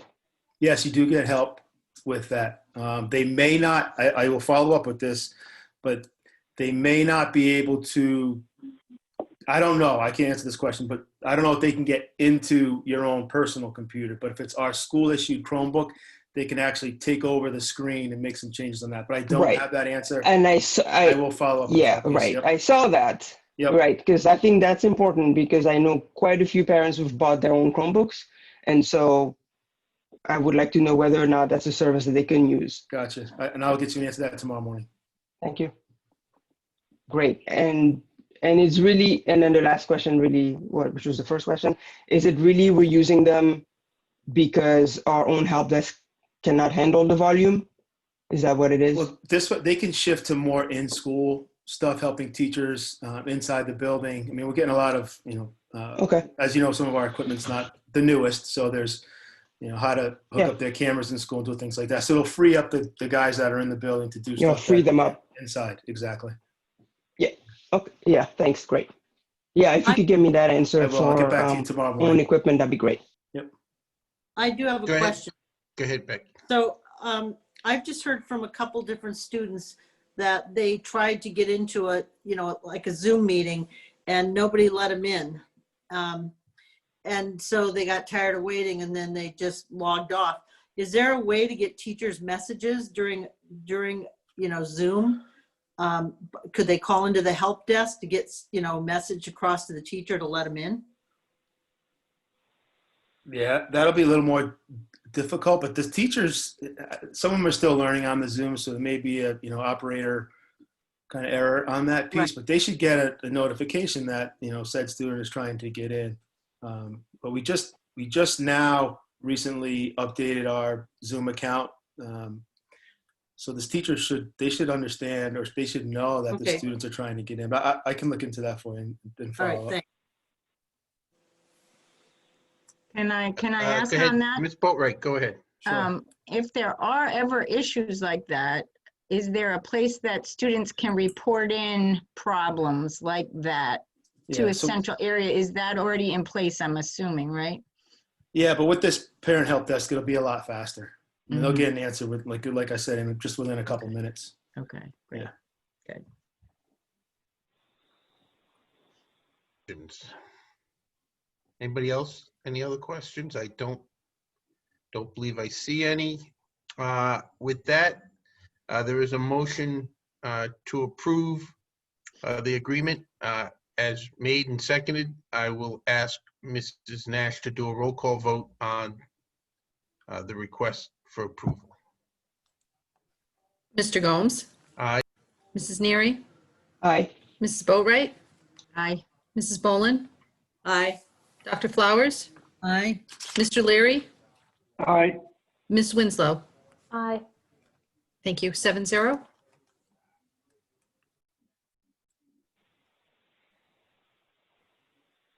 Thank you. Very good. Thank you, Mr. Young. Thanks for your time and taking the questions. The next action item, 5.3, is request for approval of a MOU between College Advising Corps and Rogers High School. Dr. Jermaine has requested approval of the agreement between Rogers High School and the College Advising Corps to continue work in their representation of Rogers High School students and to enhance the culture and of college attendance in higher education. This is budgeted from the fiscal year 21 general fund. Is there a motion to approve as presented this evening? Dr. Flowers, motion to approve. Is there a second? Ms. Boatright, is there any questions for Dr. Jermaine of anybody on the committee? I don't see any. Mr. Gomes? Dr. Jermaine. Hi, thank you for that. I do have the high school counselor, Linda Matoza, here, and she's been instrumental as far as having this become part of the norm at Rogers High School, and has actually helped us as far as students getting their applications filled out, et cetera, and learning more about the college process. I do ask that maybe she could give a few words to the committee, because there were some questions over the weekend, and she may be able to help just share the good work they do. Absolutely. By all means. I'd be happy to. This is my Go right ahead. 15th year at Rogers. And when I came, we had more support for our students. Our numbers haven't changed that much. We did have a college crusader that was there that helped students, first generation, students with free and reduced lunch. We had a full-time college and career person. There was more support. We had Roger Williams University with Bridge to Success. Slowly, those programs in Newport, and lots of it had to do with transportation, disappeared. So unlike other schools like us, urban core schools that have college access, college vision, college crusaders from grades 6 through 12, the Bridge to Success, the one program that we've been able to keep through the support of Dr. Jermaine and our former superintendent was the National College Advising Corps. The program for 9 years was run through the Sawyer Center at Brown University. 3 years ago, the National College Advising Corps took over all of Rhode Island. And for 9 years, we had the benefit of Brown seeking grants, and our local, we had a local Van Buren Foundation that paid for this for 9 years. Over the last 3 years, it involves a course sharing, which increased a third each year. This student is a college graduate that we interview with the hope of them staying for 2 years, and then they go on to postgraduate work. They work 40 hours a week. They are paid through a part of it is what Newport has contributed over the last few years, and the other part is through the National Advising Corps, a federal program. They have a 40-hour work week. They have a fully trained in July and August of each summer. They have a national conference. All their benefits are paid through them. I am so passionate about this that I've supervised it and have probably knocked on, and Colleen knows her door about the importance that this is the one program that it's not just for first generation. It's not just for minorities. It's for all students in grades 9 through 12. So whether you're living on Bellevue Avenue or you're living in your car, there is support for college. The other thing is there's also support for any post-secondary planning, whether it's military, whether it's a trade school, whether it's getting a certification at CCRI. Our students need it. There's just not enough time in the day. I and another counselor share the 11th and 12th grade and a portion of the 10th grade. And our class this year is 189. It's the largest class I've had in 15 years. Our junior class is even larger. So I am passionate that we need this position at Rogers. If you have any questions, I'd be happy to answer.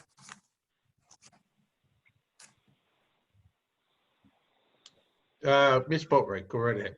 I just want to commend you for that. It was a very good summary. Thank you. And it makes me think you need more help.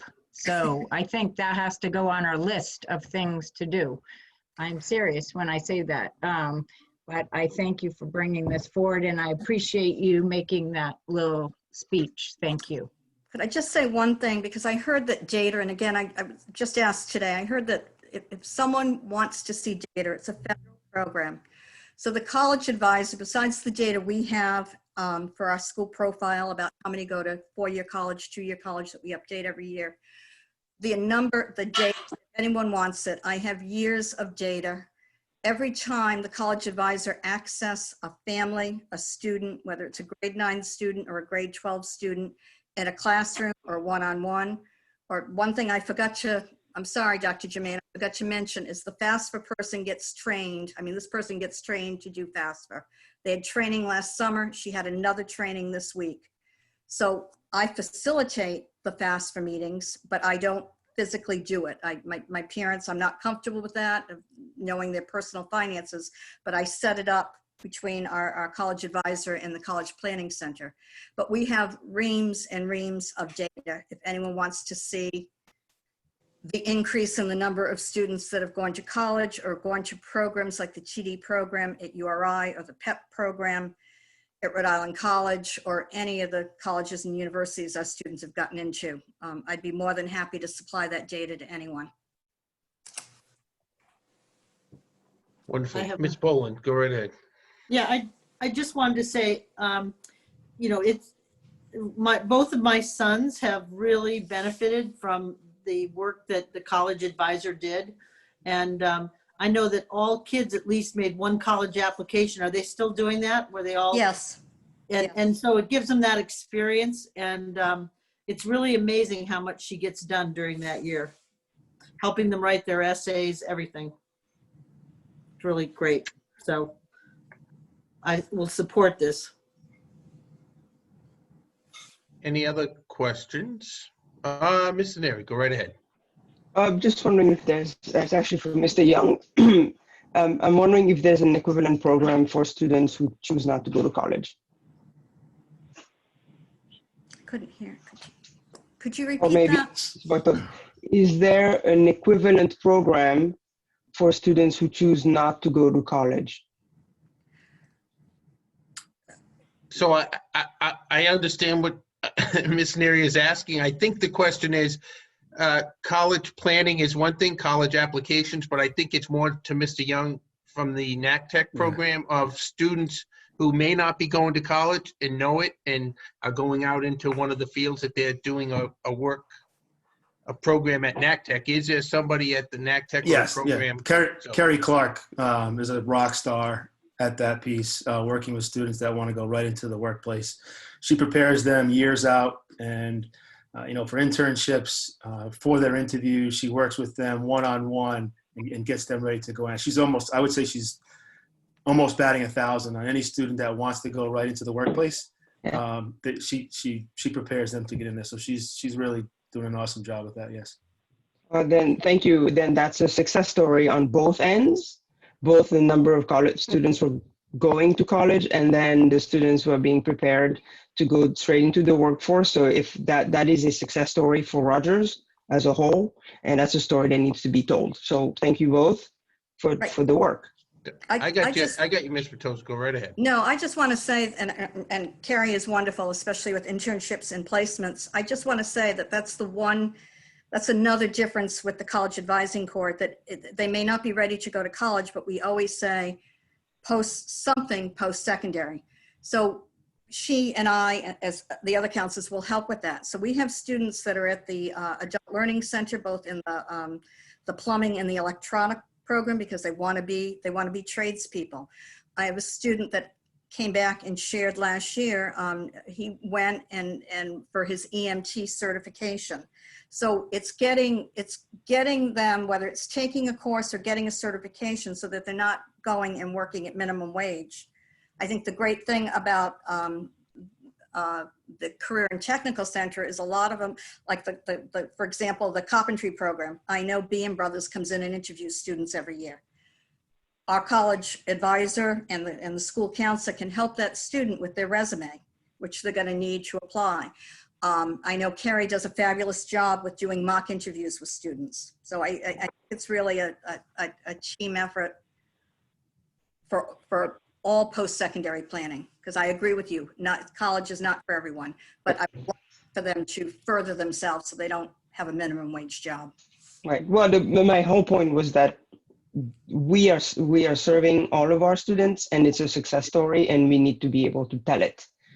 that's all. So thank you. Any other questions? No, I would say that, oh, go ahead, Miss Winslow, go right ahead. Sorry, and I don't want this to sound negative, but do you believe that all of the kids are following through on the plans that you make with them through the college advising corps? Like I heard you say that everyone does at least one college application. Yeah, And I are think they this, all kind of finding something that they follow through on, or do you think you're losing some kids? And if you are, is it a matter of another counselor or just a different approach? yeah, I don't know. This year was challenging, obviously challenging. So I have concerns that I ran into a student that did a year at CCRI, didn't get his FAFSA, and even though he knows he could come to Rogers and do it. There are students that were supposed to go to URI and do the summer program and didn't want to do distance learning through the talent development program, and didn't register in time for CCRI. Summer melt, that's one of the things that the college advisor is willing to do if we know about it. For example, the one we have right now has spent 3 months with an English language learner, and we just got an appeal. The student missed a certain thing at CCRI, and if you don't start with them in the semester you leave, that promise doesn't work unless you get the appeal. So our current college advisor, I need to sing her praises. I said, don't just do, rely on a phone, you've got to pick up the phone. And she did, right up to the vice president of CCRI, and this English language learner got the appeal, and we started CCRI in January.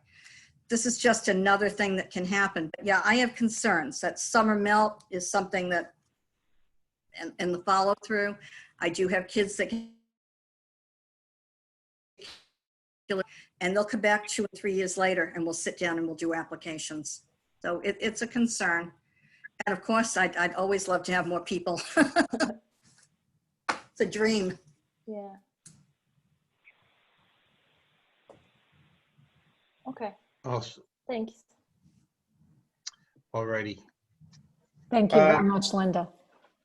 Yes, thank you, Linda. I do know, I will say the college advisor is one thing that I think every student I talk to from Rogers, past, even present, they're very grateful for it, the help they give them. They speak highly of the program, and from my own experience with my own children, they can be a little bit annoying to the kids because they stay on them and they kind of make them keep up with what they're doing. So I know that they're good about pestering the kids, and so I think they do a great job. So it's a great program, and I'm glad to say that we'll support continuing it hopefully tonight. So with that said, no other questions. I would ask for a roll call vote to accept the motion as made.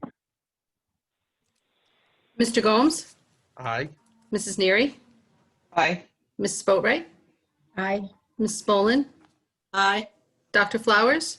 Aye. Mr. Leary? Aye. And Ms. Winslow? Aye. Thank you. 7-0. Excellent. Thank you, Ms. Matosa, for your time tonight and sticking in there to give us that information. It was very useful. Thank you. Thank you again. That brings us to the next item, 5.3. It's a request for approval of an MOU between college, I'm sorry, I'm one up. 5.4, request to accept the DoD education grant, Reaching for the Stars. Dr. Bean will present the activity grant in the amount of $500,000 for consideration and acceptance. The grant will support programs that strengthen family, school, community relationships and enhance student achievement for military-dependent children, or students, I'm sorry, military-dependent students. Is there a motion to accept the action item as presented? Dr. Flowers, seconded by Ms. Boland. And I will turn it over to Dr. Bean for a little bit of information for the committee, and then we can ask questions. So Dr. Bean. Sure. When this grant opportunity came about, and I reached out to the Educational Collaborative in Warren. Originally, we were trying to go for this grant for all 3 schools, but it is a Department of Defense grant, and we had to have a percentage of military at all 3 schools. So the only school that had the military percentage high enough to apply for the grant was Pell School. So it is all about, the grant initially was about putting more like Z-space type technology, more 3-dimensional technology into the hands of all our students. So it's, it's a grant based on the percentage of military, but it's for all kids, so it's not just for military students. And I saw that was one of your questions. But when I started talking with the people at over in Warren and sharing some of the things that are already happening at Pell, that's when we started to expand on the grant. So one of your other questions was about, how are we going to show increases in healthy eating and school life balance habits and the increase in STEM. All those pieces of the grant came about because of the programs that we already have at Pell. So showing increases in participation would be how students are participating in a lot of the after-school programs that we have with the garden club, the work that a couple of the teachers are doing with the farm to table group, the harvesting that we're doing with the food company with Cindy King. So there's a lot of opportunity to collect data there. We also do a health fitness gram every year with the PE teachers. So there's a tremendous amount of data that we can glean from that. But these were add-ons based on the fact that this grant was going to be able to support programs that we already do, including the outdoor classroom. And so we started to talk about integrating drones into the grant so that the students could get pictures of the garden and some of the butterfly bushes that we have out there. And so that's, one of your questions, how are we going to measure all of that? But those pieces were put into it, again, from a lot of the programs that we started to develop over the years at Pell. And then your last question was, will this grant fund any new hires? No, I mean, the grant is all about materials and professional development. It's not about paying for salary. That's not typically what grant, this is just a 5-year grant. And the first year is a lot of planning. And then the second year we'll get more into purchasing the materials and more intensive training around the Z-space laptops and the work with the drones, the work with the garden, the work with the outdoor classroom space, and revitalizing the STEM fair that we used to have a few years back. So that will be part of the work with this grant. Thank you. Any questions? Mr. Chairman? Mr. Leary, go right ahead. Mrs. Bean, could you explain the finances at the $500,000 and $325,000 for the public? Sure. So the majority of the money for the grant are going to materials. So we're purchasing close to $300,000 worth of Z-Space laptops, carts, software, and drones and training. And then each year there's a portion of the grant that supports the project coordinator at EBCAP. So $24K each year goes to the project coordinator at EBCAP, who is designing, organizing, hiring the PD people and coordinating with me and Tracy Westman and Kathy McKeon on the professional development and coordination with all the technology. So the total amount of the grant is how much? 500,000. What's the 325,000 Those are the materials. materials? Okay. And one last question. Sure. You said you contacted Bristol Warren. Did you try to contact Middletown and Portsmouth? They have a lot of military kids. Well, I wasn't worried about them. I was just Wasn't worried about. I don't know if the person that I've been working with reached out to Newport. I think, you know, Newport has a lot of pieces that when you're applying for grants and looking at the variety of needs, it also helps to support a pretty comprehensive grant. So I'm not sure if she reached out to Middletown and Portsmouth.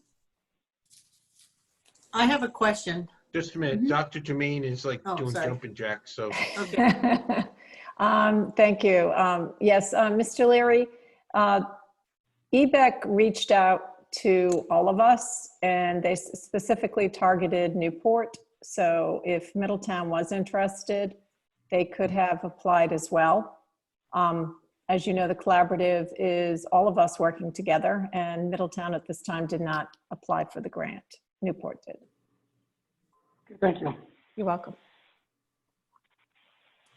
So my Good, Ms. Bowles. my question is, did we know what the threshold was for Pell? I'd be very interested to hear what % we have of military students at Pell, or is that not something off the top of your head you can answer? It should be right in the grant. I know that we had to have, I believe we had to have 5% or better. Just Okay. So if you want to flip through those 95 pages and find it, go right ahead, but it might be in there.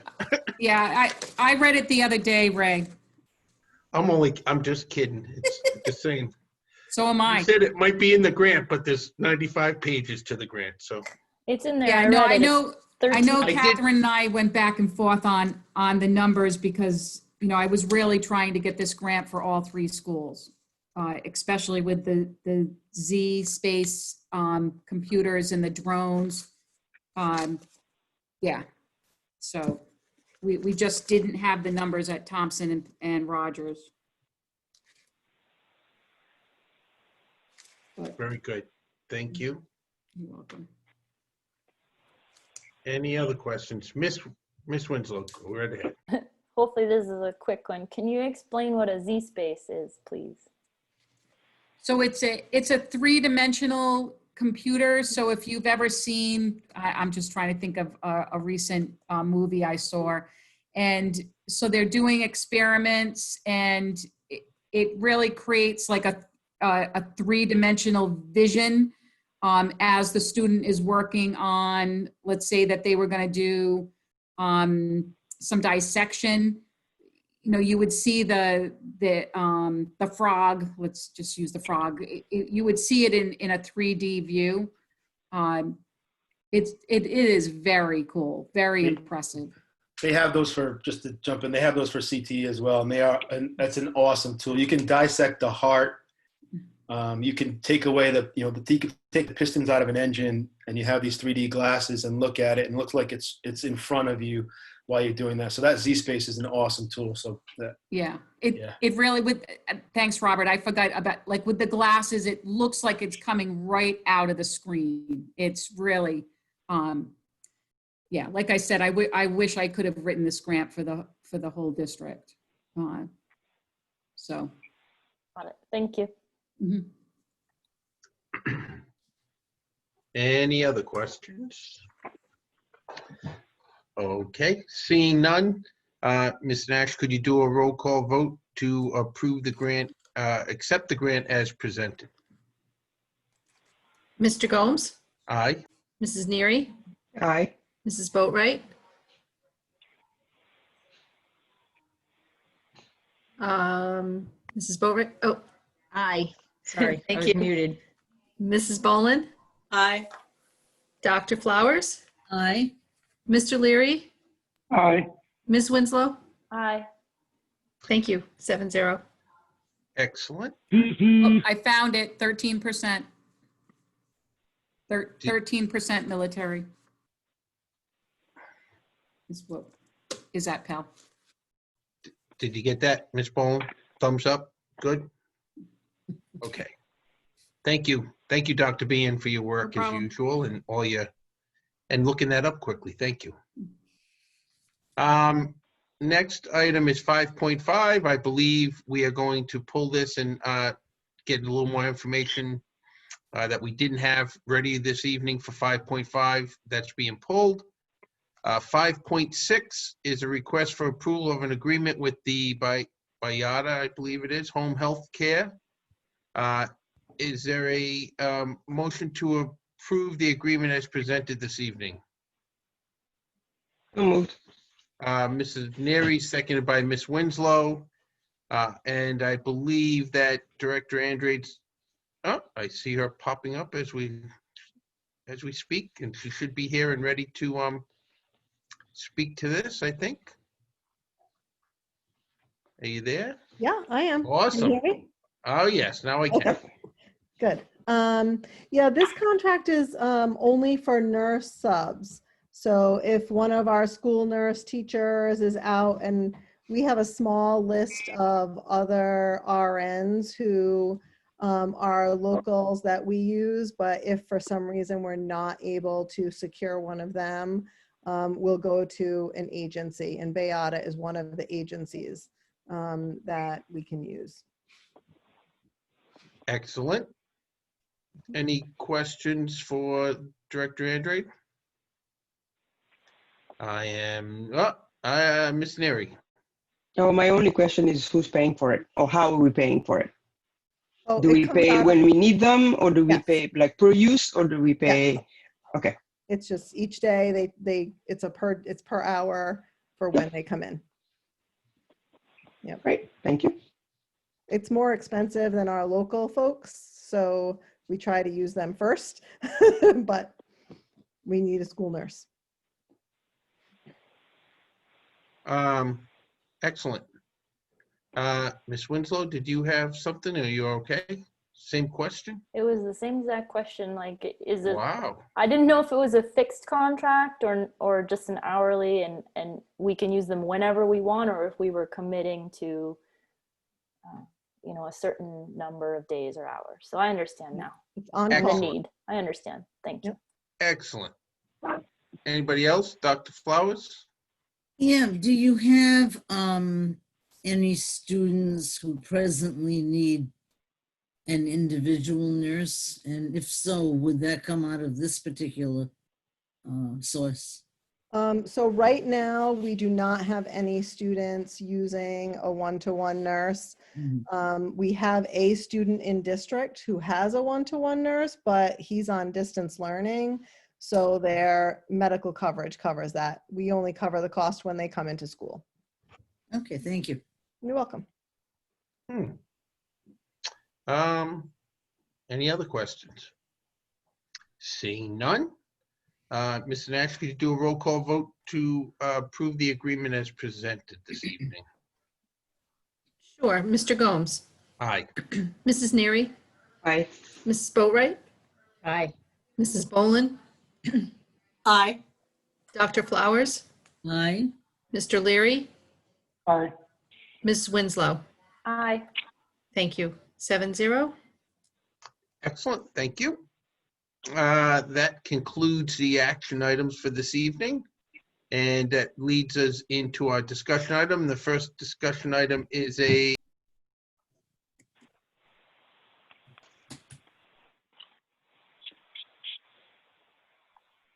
Ray, you're muted. You're muted. Sorry. Right. Sorry. I'm moving too quick with the mouse. Sorry. So Mr. Young is here to give us a facility update on our COVID preparedness plans, et cetera. So Mr. Young. Yeah, so good evening again. So we talked a little bit today, Colleen and I, about putting together a formal report where I'll be able to kind of report on the facilities once a month. We'll get with the team and establish a format for that. So it'll be a little more detailed next time. But so, for today, the big I guess the concern is Rogers High School, not just for us in Newport, but statewide. So, immediately after we got approval from the Department of Health, to open up the school in August, we started working on a plan for. So one of the things that we did is I kind of challenged our carpentry department to come up with a template where we could still have the fan in the window, but have it's a plywood template that will prevent the cold air from coming back in. So the key, what we want to do is have 4 to 6 air exchanges, per hour. And, with the fan in the window, you'll be able to maintain that 4 to 6 per hour. Right now, I can tell you we're exceeding that, 2 or 3 times. So probably up around 15 or 18, per hour. But that's with all the doors open in the hallways, all the windows open in the classrooms. So, but we know that we're not going to be able to do that for a long time. So we have 12 templates up right now in the classrooms. So we have, another bunch of them being built in the carpentry department. And so right now we're just working around, the teachers' kind of teaching schedule. So I'm see if they're, running a lesson, they're not going to go in there and disrupt the lesson and put the template in there. So they're working with, coming up with schedule. So the entire math wing has been put in. A couple of science classes have been put in as well. So they're working on that. And what the doctors have said is you just want to take the air from inside the building and cycle it, out of the building. So that'll help us do that. So now, we have some obstacles obviously to overcome. So now how are we going to keep the building warm when you're taking the warm air and pushing it out? Just like, in anybody's house right now, if you have the heat on and you have the windows open, that's going to put a lot of strain on your heating system. So now we're thinking of, so what are we going to do next? What's our next steps with that? So we work with, the EDOC, which is the together to help schools either open and or stay open. So we're working with them. And I've got a great partnership with Arden, ARDEN, Arden Engineering. So they're working with schools with us as well, or with us, and we kind of share ideas, and they kind of tell us what's going on in some of the other schools there as well. So the next thing we did is we looked at getting some, I'm just looking at my notes on the computer. So we're looking at air, just commonly known as air filters. So we'll have enough of them to go into every classroom at Rogers High School as well. So another obstacle that we have with that is they're not silent. They do make some noise. So for example, I was in a world language class and I was talking to the teacher. So and the mask on the student and the mask on the teacher. And this is a class where you really have to hear, what's going on and how the students are speaking. That's a big challenge. So we're working on ways where we can kind of keep that noise down with that. We also have the carbon monoxide filters or measurers, to go into the classroom to see, if we are getting that air circulation piece in there as well. So, everything that the EDOC has recommended that we do, we are doing to help, keep the high school open.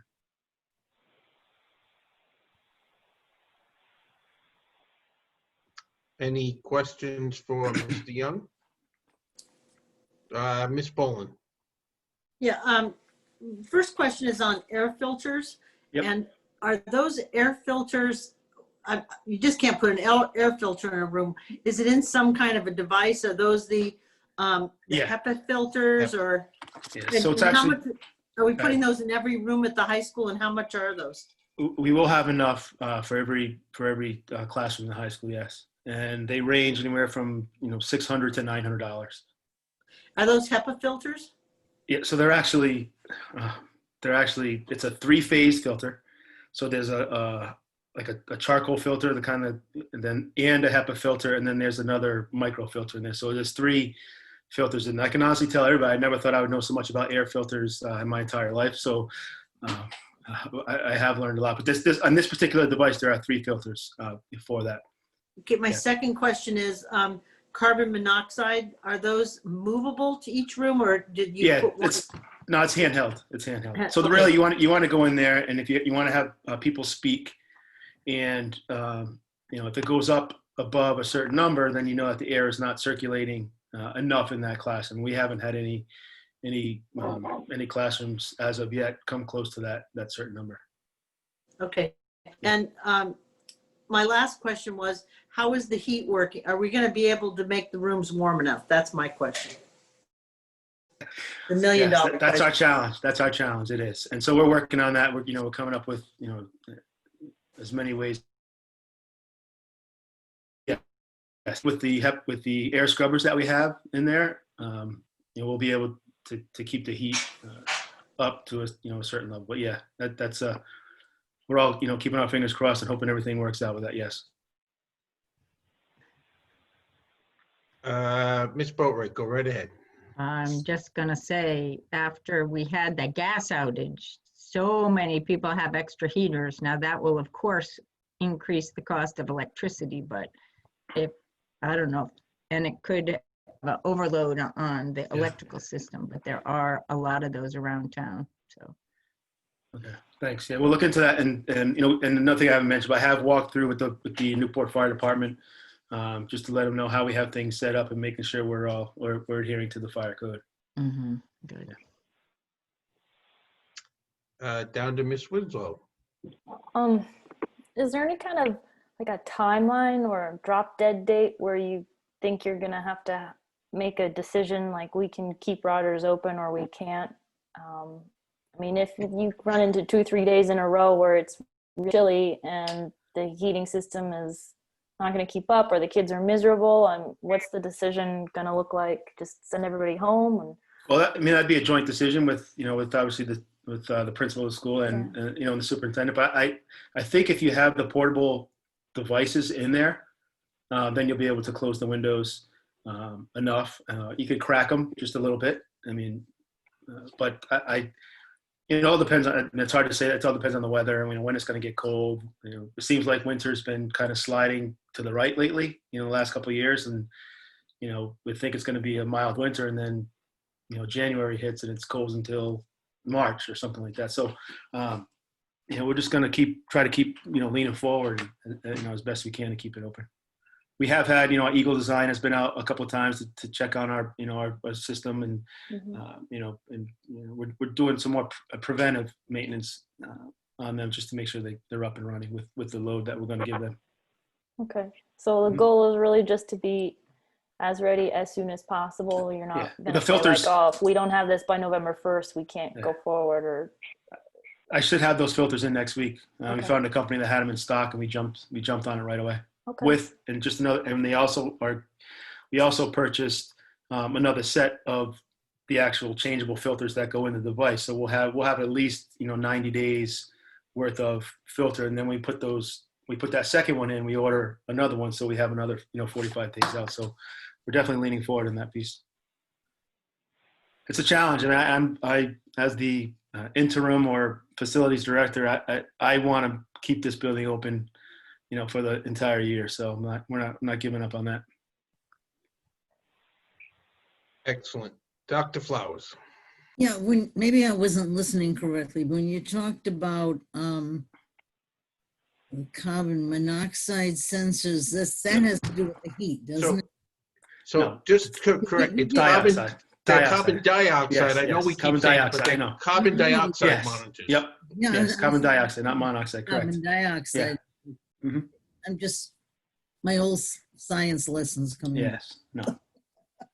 Yeah, there's a lot of science we're learning, and a couple of math teachers have actually commented that they never thought I'd be using geometry when I'm 51 years old. But we have to measure the cubic feet of each room and how many and the CFMs for each fan, and put together the formula. So we never stop learning. Never.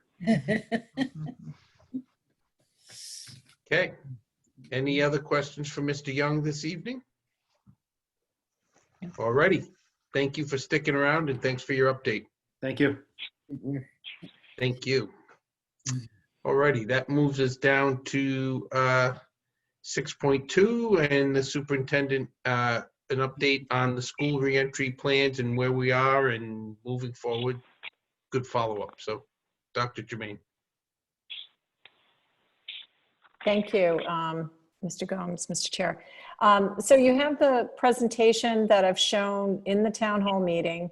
You also have the calendars that are in front of you as far as where we are for the month of October. We are in what the Newport plan is. We are in our full entry return. That means that for PK through 4 at Pell, we have all our students that requested in-person learning in class Monday through Friday. And then at Thompson and Rogers, we're able to safely fit 15 students in a classroom at a time. So we are in an A-B hybrid at both those schools, which is not unusual from many other schools across the state for middle and high school level.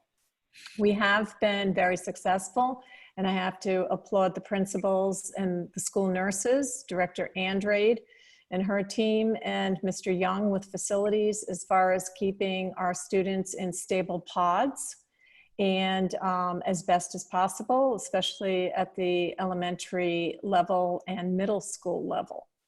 High school is a different entity where, because students choose their courses, they're not necessarily in a grade classroom or in a cluster as they are at Thompson.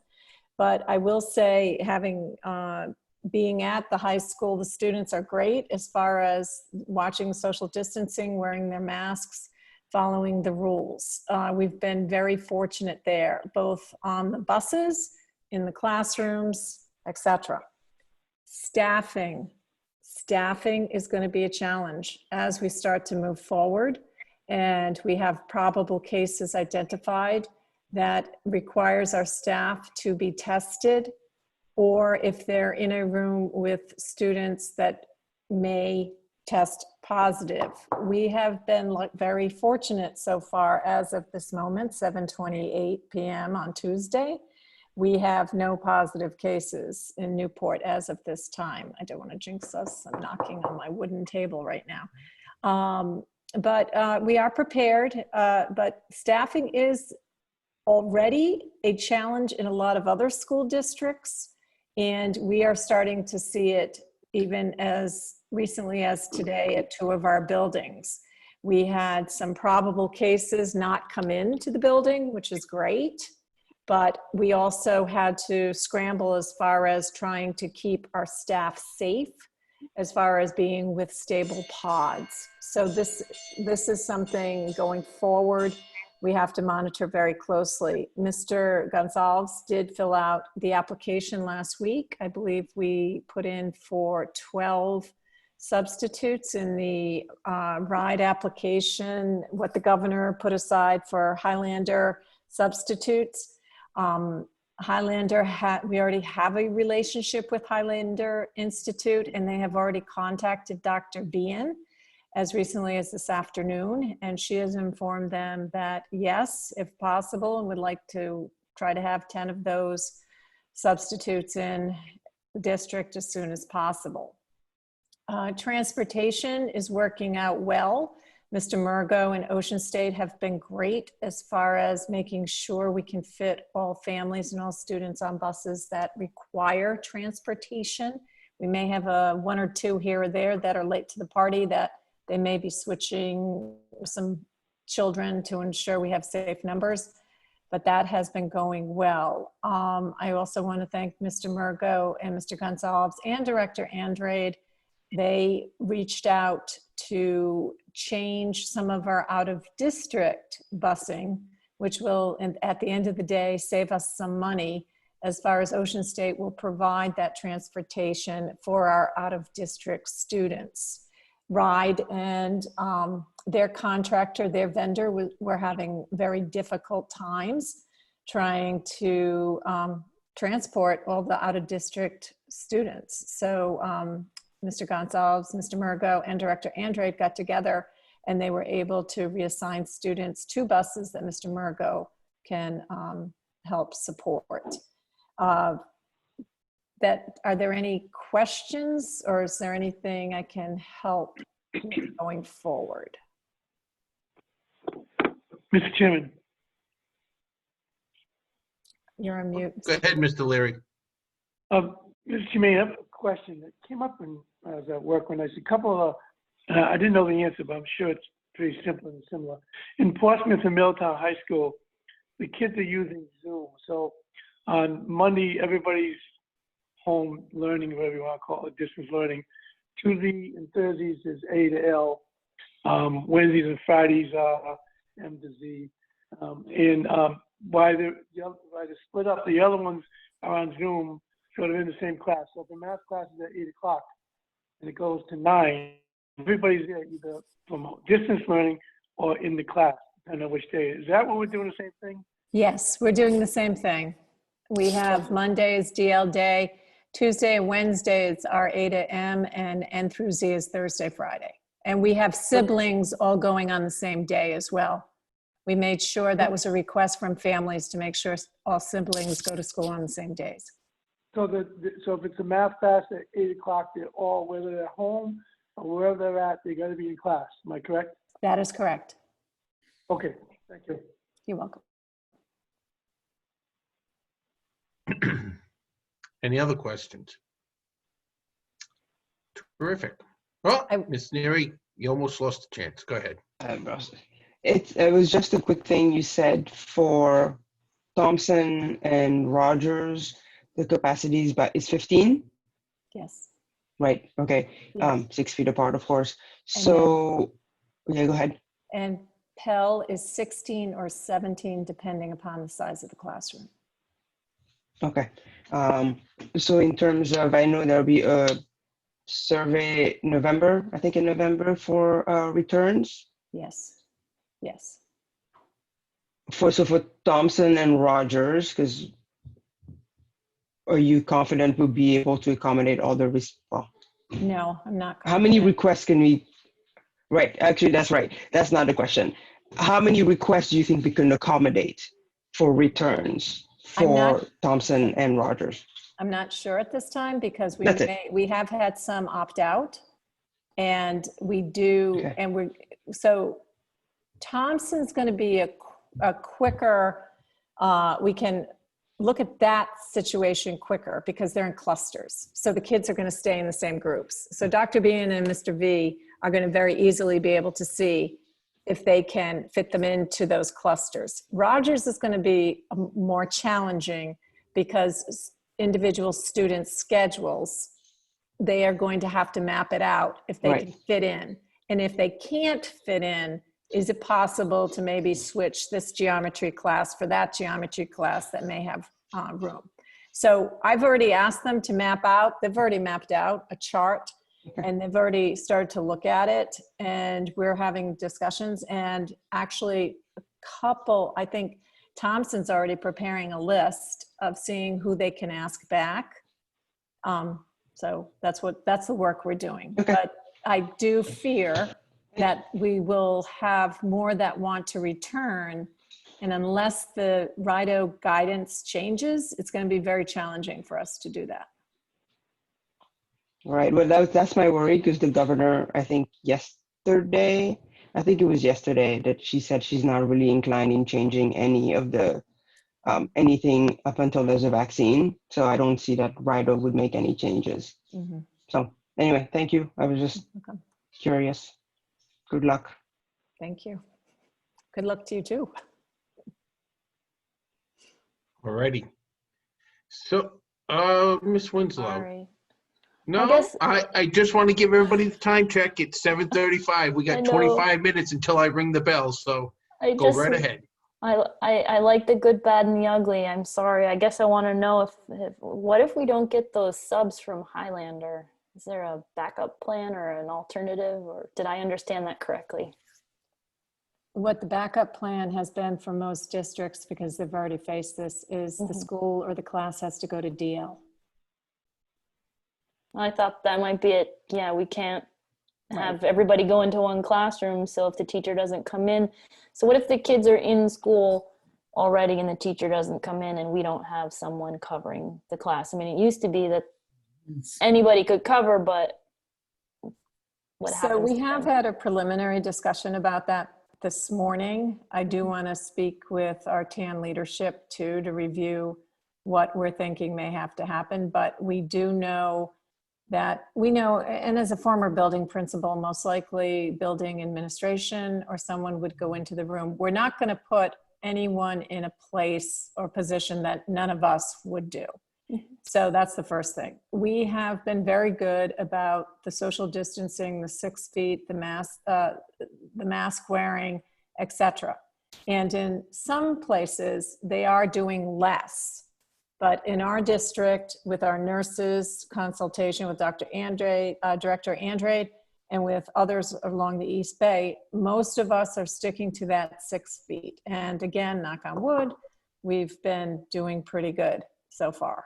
So health and safety is first, but that is what's happening. They're going to DL. And as a matter of fact, at tomorrow's officers meeting, there is going to be a direct conversation because of the cases that are rising. We're wondering what the governor's plan or what the commissioner's plan is going to be when and if we run into that. Is it going to, we don't suspect it'll be another statewide, like a March 13th, we're all going here. But we do want to have discussions to find out what are going to be the alternatives or options for districts. Dr. Flowers, go right ahead. Yeah, have you had any people responding to the governor's call for retired teachers to step in? I personally have not heard of anyone from this area applying.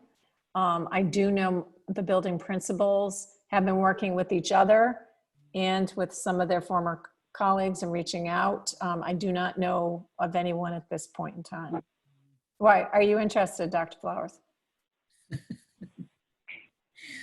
I think by law, I would have to work over the town line, wouldn't I? I couldn't take the pay. That's it. Not automotive technology, no. Might talk to some people I know. Okay, thank you. All righty. Thank you. All right, so we're going to move on for the sake of time and the 20 minutes that we have left. The consent agenda, I'm going to ask that we approve the consent agenda in its entirety, 7.1, 7.2, 7.3. Is there a motion to do so? Ms. Boatwright, seconded by Dr. Flowers. Any questions on any of the consent agenda? Seeing none, Ms. Nash, could you do a roll call vote? Mr. Gomes? Aye. Mrs. Neary? Aye. Mrs. Boatwright? Aye. Mrs. Boland? Aye. Dr. Flowers? Aye. Mr. Leary? Aye. Mrs. Winslow? Aye. Thank you. 7-0.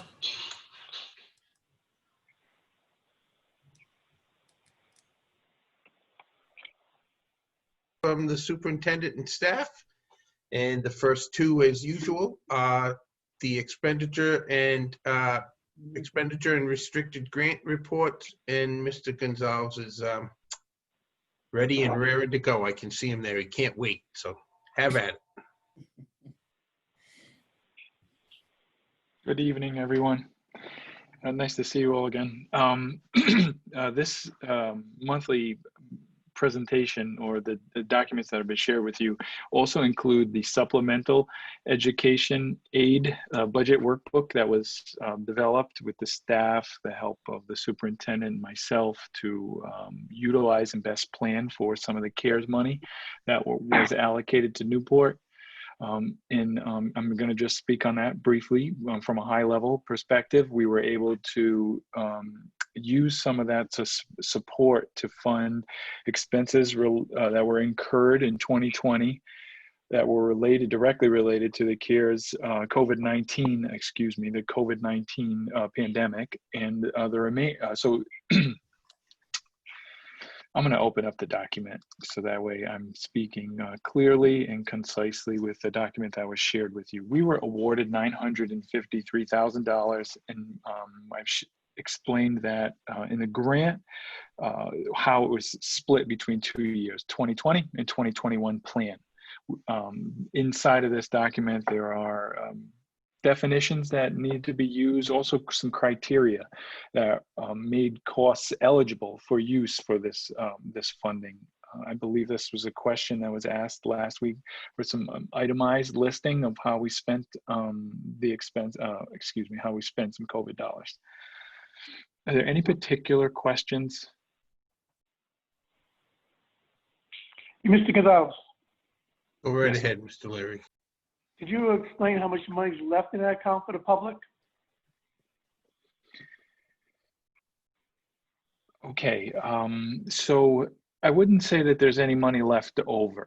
Okay, so the way this grant was issued and awarded to Newport was that we had to, the task for us was to develop a budget and put a plan together to utilize the funds within the allowable terms that they stipulated. So with regard to the 2020 budget that's presented, the budget for these funds that are presented here, 194K was expended in what we feel as allowable and directly related to COVID-19. The remaining balance, approximately $759,000, has been planned and allocated for the 2020 fiscal year to be used by the end of the calendar year. Not all of the dollars are fully expended just yet. We still are purchasing supplies and the necessary equipment. Is that clear? Yes. Thank you. So the 194 is all been used up, obviously, because it's 2020. That's correct. And a large portion of the remaining balance is currently, well, let's say approximately 200 has been spent. We have another 200 or so in an encumbered status where we've got the purchase order placed and we're waiting to retrieve the goods or supplies. And then the remaining balance are, we're just ironing out our ironclad needs for the remaining portion of the year. Good. I want to make sure the public understood that. Thank you. No problem. Any other specific questions to the supplemental document? Okay.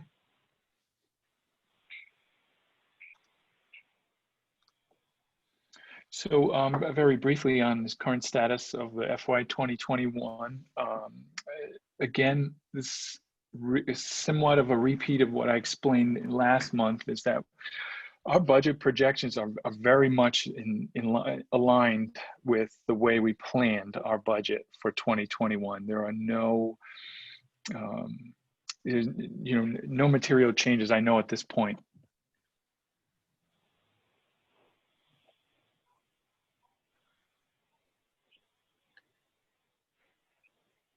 Any questions for Ms. Gonzalez on the budget to date? No? Good. They're getting sleepy. Keep talking. I don't know if I have anything else to add, but I'd be happy to chat about it.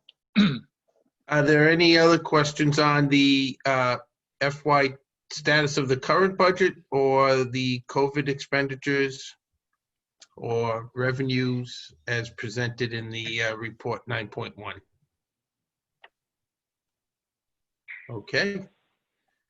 Any 9.2, the restricted grants and the restricted grant report. Any questions for Mr. Gonzalez on that report? All righty, I'm liking it. A lot of head shaking. Well, thank you, Mr. Gonzalez, for your update and your information. Once again, you got us well documented where we are financially. So thank you for your work and thank you. Thank you, everyone. Have a great night. You too. Thank you. That brings us to the next report. The next report to really all the superintendents. I don't know if I'll turn it over to the superintendent to see if she's anything in particular that she'd like to highlight or point out from the remaining reports, and then any questions for the superintendent on the remaining reports. So the reports that you have in front of you right now, if you look at the demographics and you look at the enrollments, we are still taking registrations, but we are also, as a matter of fact, as recently as today, we had review of the free and the free reduced lunch applications. Mr. Gonzalez and the team are doing a very good job as far as getting that information out and collecting that information back. Those that get direct certification into the NutriKids system, he's been uploading that. And Meredith Keller has been doing, as she always does, unbelievably great job as far as getting those applications processed as quickly as possible for our families. October 15th is the last day that students still will remain eligible for free and reduced based upon last year's applications. We will continue in this next week to collect applications, process them as quickly as possible to make sure we have as many of them in as possible. As far as the C-Tree reports, you can see, and you heard from Ellen Pinnock today, we will continue to work with the AmeriCorps in our schools. She has led an excellent program, and I think one of the most impactful qualities to that program is the young people and the young children are seeing themselves in the AmeriCorps team she has brought into our schools. So whereas I know our own staff at times has tried to reach some of these families and some children, the AmeriCorps students and the young adults that the children see in the community and they know seem to be making better relationships and stronger relationships, and that has helped tremendously. And that's a lesson learned for all of us, the importance of the relationships of getting students to participate in school and to know that there's someone there that cares about them. The other comment I want to make is I know on the absence report, RIDE has requested that we change the formatting of how we record students for attendance. So the IT team, we have been sitting down to try to figure out a concise report we can share with all of you, and hopefully by next month we'll have something ready that is very clear and easy to understand and is not about incidents, but it's actually hard facts, so it's not confusing. The report we had before, which at the time when it was developed, was good for us to keep track of the in and out of where students were, etc. But with the change that RIDE has requested, and also when you dig deeper and look at the number of incidents, it's not really being clear on what our daily attendance is being reported and uploaded to RIDE. So that's something we're working on, and we're hoping to get that to you very soon so that we can all see the good work everyone's doing. I have one question, real quick one, I hope. Are we keeping track or monitoring whether absences are linked to COVID or not? Is that a plan to do that, or do we need to? Okay, I'm just gonna ask you a clarifying question. Are you asking if something is COVID related? Yes, right. Yes, we do that and we do it especially for our staff. Okay. Yes. Mr. Chairman. Go ahead, Mr. Leary. So, Mr. Jermaine, in other words, we have a contract with the company we've been using for the past years? Are you referring to our student information system? Absences, the absence tie. What's it called? I forgot the side of the name. I forgot the name. It was C-Tree initiative. I think he's talking. No, not that. That's Aspen. Aspen. Aspen. Thank you. We have a contract with them. Yes. So we will be using them again, I guess. There's still our student information system. The report that we created for C-Tree was something our own team put together to measure the types of absences we were having. Aspen does have, I'll call it a canned report that really does not give straightforward attendance. It gives incidents. And as we've explained before, you know, to people, is I can come to school late, I can be marked absent, I can be tardy, I can get suspended, and there's 3 incidents right there for one child. So it was very difficult to track. So we're looking now for some easier type of tool to report out so everyone is clear who's present in school, and this is required now for RIDE, who's present in school, who's present in distance learning, who's not present. I'm just going to say those 3. We're just trying to find something very simple that can show us that. And that would be through Aspen? We upload our attendance through Aspen, yes. Aspen does not give us that report. They do not have, if we want some type of report like that, we have to contract and pay extra dollars, and that's if they will do it too. So what is Middletown and Portsmouth surrounding communities doing?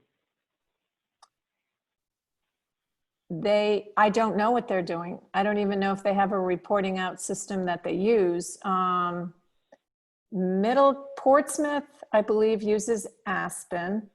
Middletown, I don't believe they use Aspen. And there's another product that a lot of districts use is Skyward. Now, I want to be clear, all our student system uploads every day to RIDE. It goes up. All of our student information system goes up. We want a tool we can use to report out to all of you and to the public that everyone can read and understand. And that's what we're trying to work on right now. So presently RIDE is getting the usual format?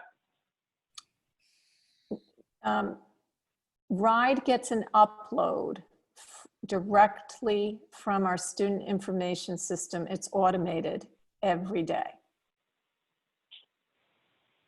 It's not the same report you were receiving.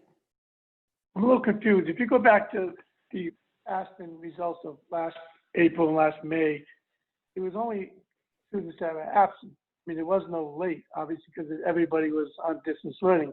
And you still had, 1,700 kids absent at Pell and at Rogers. No, that's not really accurate. We still had all of those, I'll call it categories that were reported. The other problem was, and that's why RIDE's being more specific now, not everyone was consistent as far as marking students present or not present. If they weren't physically in front, there was, and then we went to distance learning, and then it was a check-in in some places, and then in other places it was the classroom attendance, so it varied.